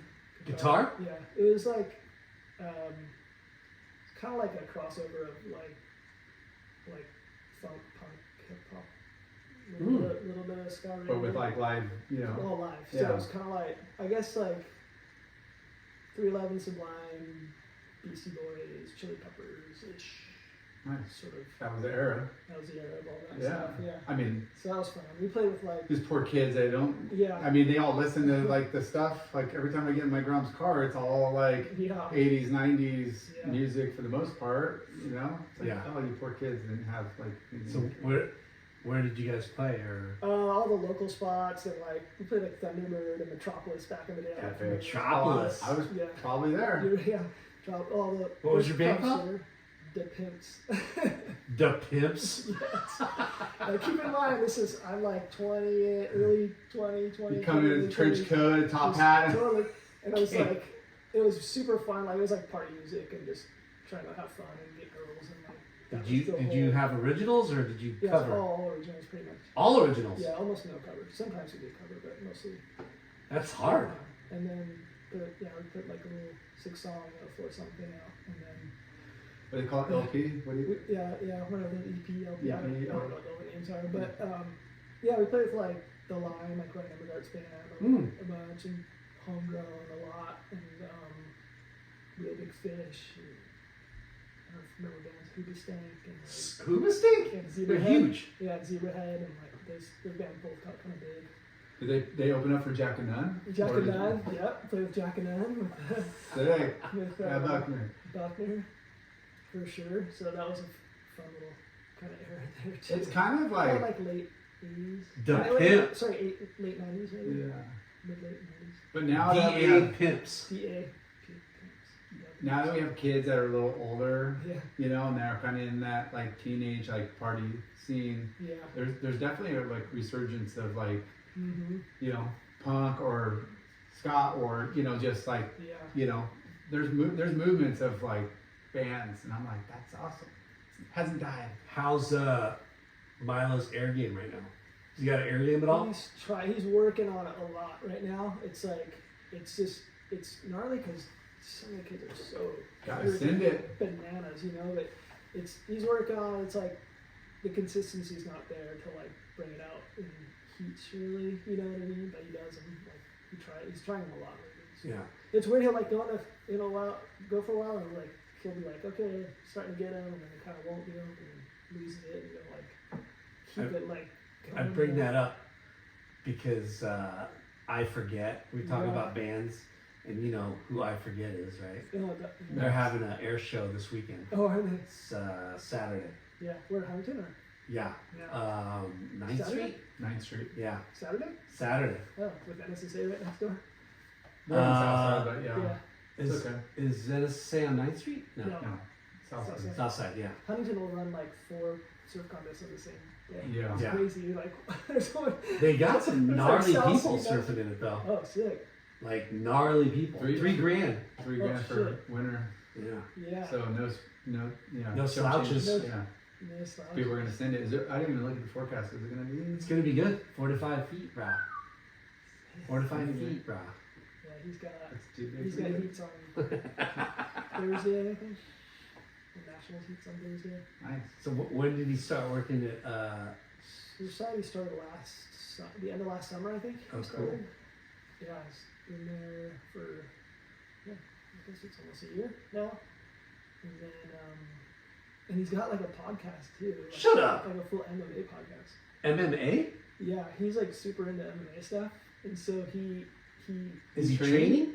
Yeah. he trains all the time. Yeah, he's like when he was a kid, he did a lot of Don't fucking burn Milo. Yeah. when he was a kid, he did a lot of jiu-jitsu, and then the last few years he's been way more into like boxing and then Muay Thai boxing, so he's been doing a lot of that. With Taj Yeah, Miller? did with Taj and stuff, and then he just started going back to jiu-jitsu like this week. He's like backing it up, but one of my friends just like wanted to start this podcast with him, and they just started doing it. And it like got all this traction. He's got like 130,000 followers or something like that. I'm like, What? Yeah, It's fucking blowing up, dude. it's called MMA Mic Drop. So that's the name. MMA mic drop. Yeah, and it's like it's like a guy our age and then little Milo. They just yap about like MMA, UFC, and MMA stuff. When did they Crazy. start it? It's probably been maybe a year or two. I'm not sure. Then what are we doing wrong? I know. We got to talk to Milo. We need to Yeah, we need to talk MMA. Yeah. Yeah, so he's like really like he knows all the guys. That's He's awesome. Super into it. Yeah, that's what you want in a That's cool. podcast. You Yeah. want people that are like passionate and knowledgeable, but yet fun to listen to, like Late Night Chalky. Just- MMA mic drop. That's cool. yeah. There's so many podcasts. There's It's like, so and then I many. get turned on to some, and then I forget about some, and then I'm like, fuck, what, you know. It's kind of like I don't know if it's also the subject matter. Like so many people are into the MMA, MMA, stuff, yeah. so it's just maybe easier to like get the traction. But for whatever reason, it's somehow kind of working for them. That's So. cool. Do they spit one out every week or? It depends, but they try to. A lot of times it's like before there's like a fight, coming up, like A little pregame. like a they'll sort of launch one like a few days. We're pre-gaming right now. Yeah, before the like this weekend there's a big UFC card, so they just did one yesterday that they'll spit out. That's cool. I mean, make some money, have some fun. Yeah. You Learn a know. lot. I think it's great to like help them speak and Yeah. communicate better. It's hard for like teenagers, right? Like Dude, for trying sure. to communicate. Some of them are really good at it, but some of them are. Well, Miles kind of shy a little bit, like, but he's not with his friends, but Yeah, outside not of super the- helpful. Who's his partner on the show? His name's Jane Bunky. I don't know if you know him, but he's like a longtime What- friend of mine. Yeah. What? Just did they do a YouTube channel too? Yeah. So Yeah, that's what. Spotify, Apple, all the. I'm not sure if they're on everything. Probably. I honestly don't totally. I know they're on YouTube. I think that's the main. Yeah, Lars. Yeah. What do you mean? I thought we had people going. Thought we had people hooking us up. Yeah. Yeah, his friend would kind of learn how to do all the This will be podcast on. stuff. This will be on YouTube in about 6 months. Yeah, 6 years. Son of a bitch. Yeah. So, fuck, dude. Went through the gamut. Yeah. Thanks, guys. Did we go through the list or what? Pretty much. I mean, the only other thing is my LE, like just my freelance design work or whatever, but Let's promote it. You're even freelancing too? yeah, like outside Surf. surf. I mean, like, outside competitive surf. I could say, but just outside surf. So that's under LE Creative. LE. Yeah, like my Okay. initials, Lorin, McGregor. Yeah. LE-creative.com, and then I can't remember my Instagram handle. I think it's like LE.creative. maybe? We'll tag it and post Tag it. it? Yeah. Lenny will. Yeah, I do Promote it. everything. I just show it. Yeah. Well, So- we got some parting gifts for Yeah. you. I mean, we talked earlier before you sat down. We're getting Yeah. you this. Well, before we do that, any surf trips coming up? Just cutting off our We sponsor. can't. Yeah, don't cut this off. Yeah, We won't. We'll get into there. we did Hawaii in April, North Shore. Oh, that's right. We had a killer trip there. It was like, How did we not run into you? We're there Easter break too. yeah, we were there for, we went kind of late March through, like 11, 12 days. Oh, We nice. did early April, and we got, it was Wow. like, the first half was like super clean, fun size, like little mini pipe and rockies and things like that. And Yeah. the back end got bombed. I don't know if it was bigger there or It was good size, but it Yeah. wasn't that big. yeah, it was like big and crazy stormy, like almost nobody's even surfing. It was so out of control. And then, but they got some big days that we surfed some pretty big sunset, which is, Yeah. and some big Mauna Kea. Yeah. Nice. Yeah. Good season, a little northeast. How about this summer? Anywhere? We don't have any locked in yet. We might go to Gaviota next time we invite, but I would like to Yeah, go. we love that place. Yeah. I mean, the It's been a while. waves Whatever. Yeah. okay, but the setup and Yeah. it's Yeah. just So I might So do that fun. with some friends. Just got a little invite on that, so might do that. I'd like to do one thing. I'm not sure where. I don't know if you. I don't know. yeah, Waco again, or do a little quick bar trip, or somewhere good. some, or maybe I don't know. Nika. I've never been there, so maybe Nika on there. I've been there a couple times. It's Yeah. fun. It's a thumpy wave. That'd be, Yeah. We scored a while ago. I don't know A when. long time ago. We scored though. We went late season, and the winds were perfect, and there was 4 of us out in the water, and it was like backdoor looking. Yeah, it was good. It was freaking so good. I couldn't even move for 3 a or 4 day. days in a row of 3 of us surfing it. Mm-hmm. You know, Yeah. literally 3 of us. Yeah, there was pretty much nobody on the Nobody. right. Everybody surfing down the beach a little bit. We were anyways, it was So good. so good. Yeah. Yeah. So, All right. Okay, Can we sponsors. can hook up our sponsors, bro? Earth Pack. Earth Pack. They make. I'm sure they probably did something for O'Neill back in the day, or Yeah, they make everybody's oh, bags. the Yeah. packaging, yeah. this one's Hobie, this one's Val, this Yeah. one's Jax. Cider, Surfside. cinnamon rainbows. Yeah, dude. Yeah. Anyways, all your packaging needs. Those guys rule. I gotta actually hit up Bob. Have a side conversation at the trade show. Okay. Skosh Industries. Yep, Skosh. So we're gonna hook you up with this magnetic wireless speaker. That is rad. So, Pumped. yeah, that is Thank pretty you. sweet. Actually, it's Thank pretty you, loud Skosh. and it's got great quality. Like that thing cranks Yeah. for how small it is. What do you just like stick it or something? Or what do you do? Pretty It's much. got a magnet on the Yeah. back. And you just put And it you to just, your phone or because whatever? your phone's magnet too. Oh, you Yeah. put it on your phone? Even? Yeah. That's not weird. Yeah, everything they have is like compatible with like your phone and car and yeah. Thank you guys. Yeah, Man, makes this is sense. We got a little, I don't know, cowboy straw some, so it's like a strawberry boot right there. That was Strawberry blue. My daughter will love that. She's a full cowgirl, so she's all over that. late night with chalky stickers. Whoa, let's plaster that. We'll give you photo and send it, bro. Yeah. And then I'm sure a family of 4. So we got uno, dos, tres, cuatro bonsai bowls. Bonsai bowls? Live Yeah. life in the bowl, brah. Dude, that's Joe a Bar, thank you, that- bro. that's a huge meal right That's there. a huge Yeah. meal right there. Love the bowls. And Uh, then, you like Mexican food? Heck yeah. You like Sushi, Pacific Rim style food? sushi, And then- fish, Yeah. And then, what is the brand? It's like California Kitchen. California, yeah, small place like Yeah.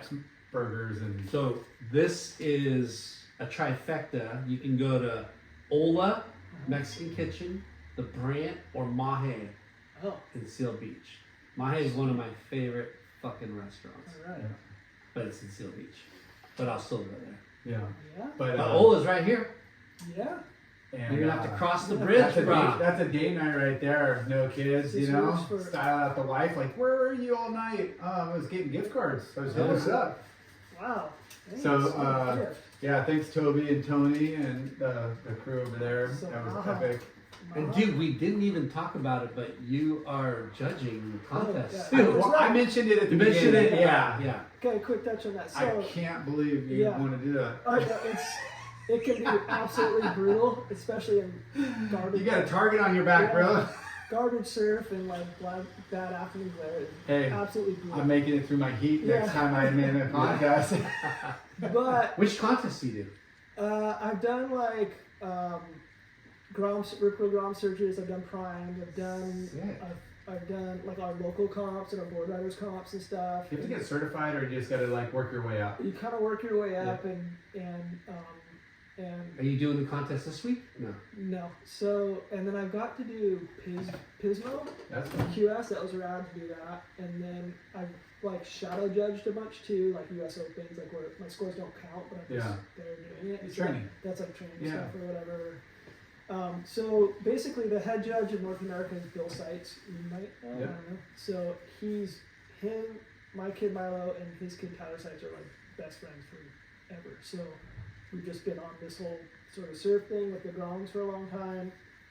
He was doing that, and then he kind of like, I think he saw that I could kind of, we watched some kind of understand the scoring or whatever, and so he's like, oh, come and That was a take 687. Yeah, yeah. Like what? Here Yeah. comes. That was a six. Blue. You just got a 687. Oh man, you're on. So he basically taught me how to do it, and then he'd bring me on and have me just shadow judge and like learn, and then I just would come and do those with him Yeah. for a while, and then he started hiring me on like little local events, and then whatever, it just has gone well. Like I don't know, I guess. And I also did it partially because I want to understand for my kid, hey, what are they like? Yeah, What are they looking for? Like why is that getting that and that getting that? And so it's really helped me understand how this scoring works and Yeah. what I try to teach Lyndon. He just goes horizontal the whole way. He kicks out. Yeah. I'm like, you gotta kind of get to the lip and do something in the lip. It's kind of cool though because you are involved in one of the most weirdest, intimate ways in surfing. Yeah. You know, like you're on the beach watching the future of surfing. Yeah. So you're like, Is that surfer on the craft? Yeah. Oh yeah, extra point. Yeah. Does he got a real sticker? You got a Extra real point. Yeah. Definitely not, but it's what's your Venmo?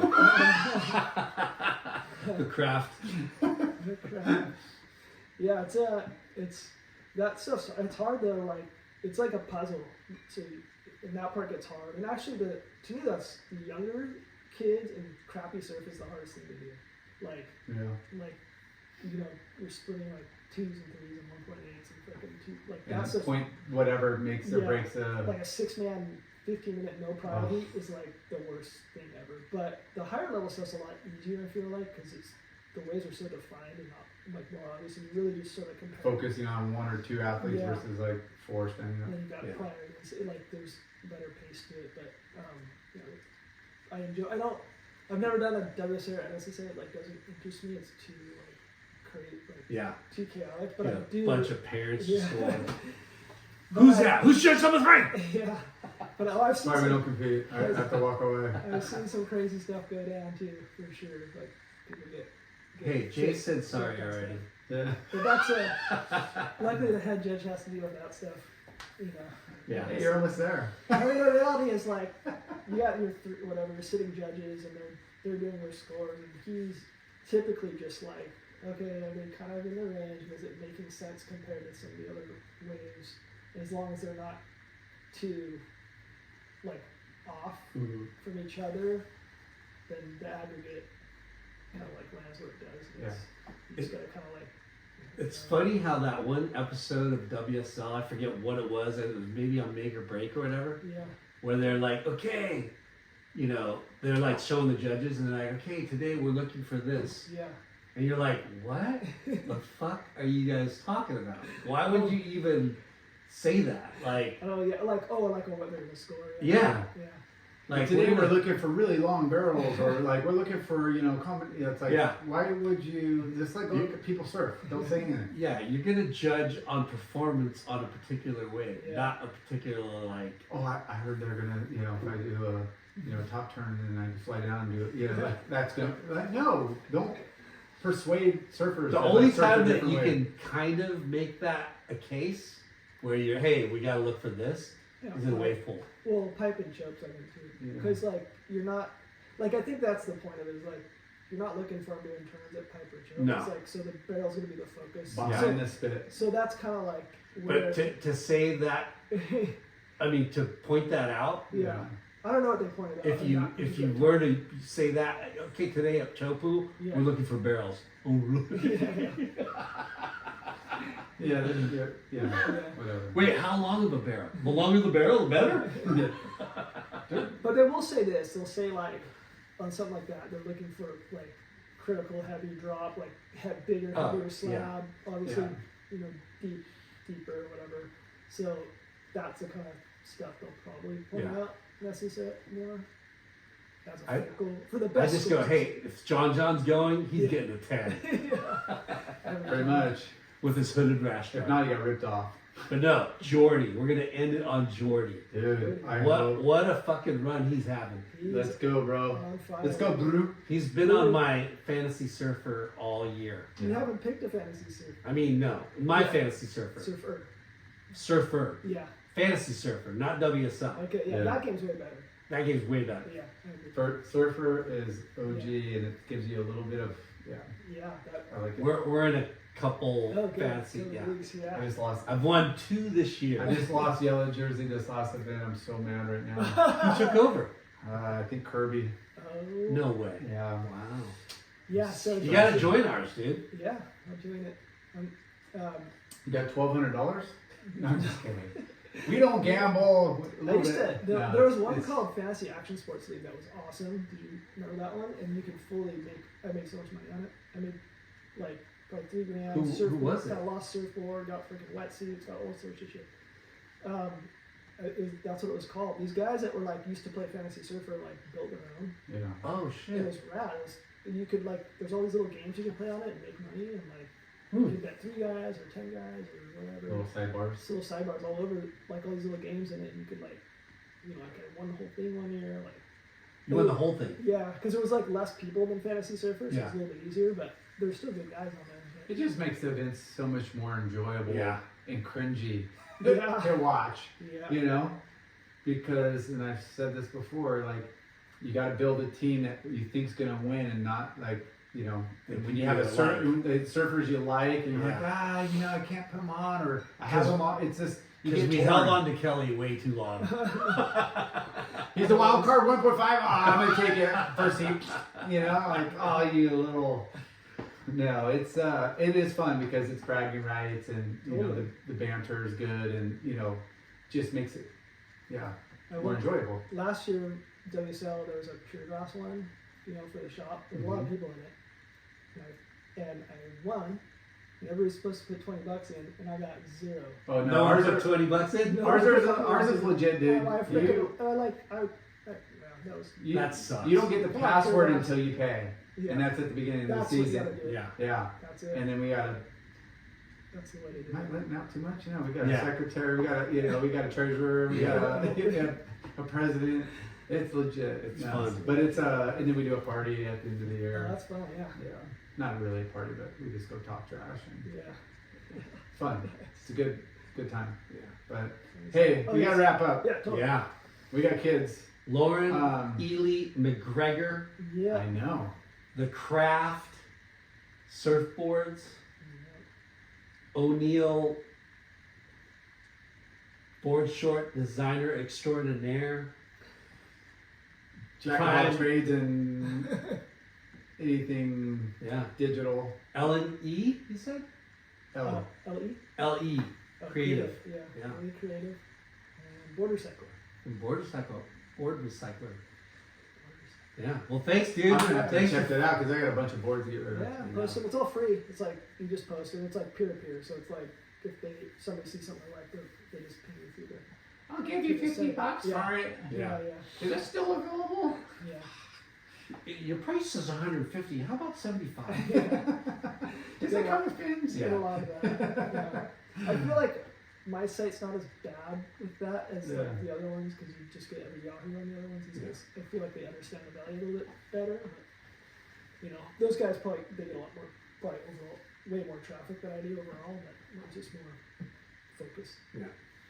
I just gonna sticker up the boards a little better. Dude, Yeah. thanks you. for sitting down with us. Yeah, that's fun.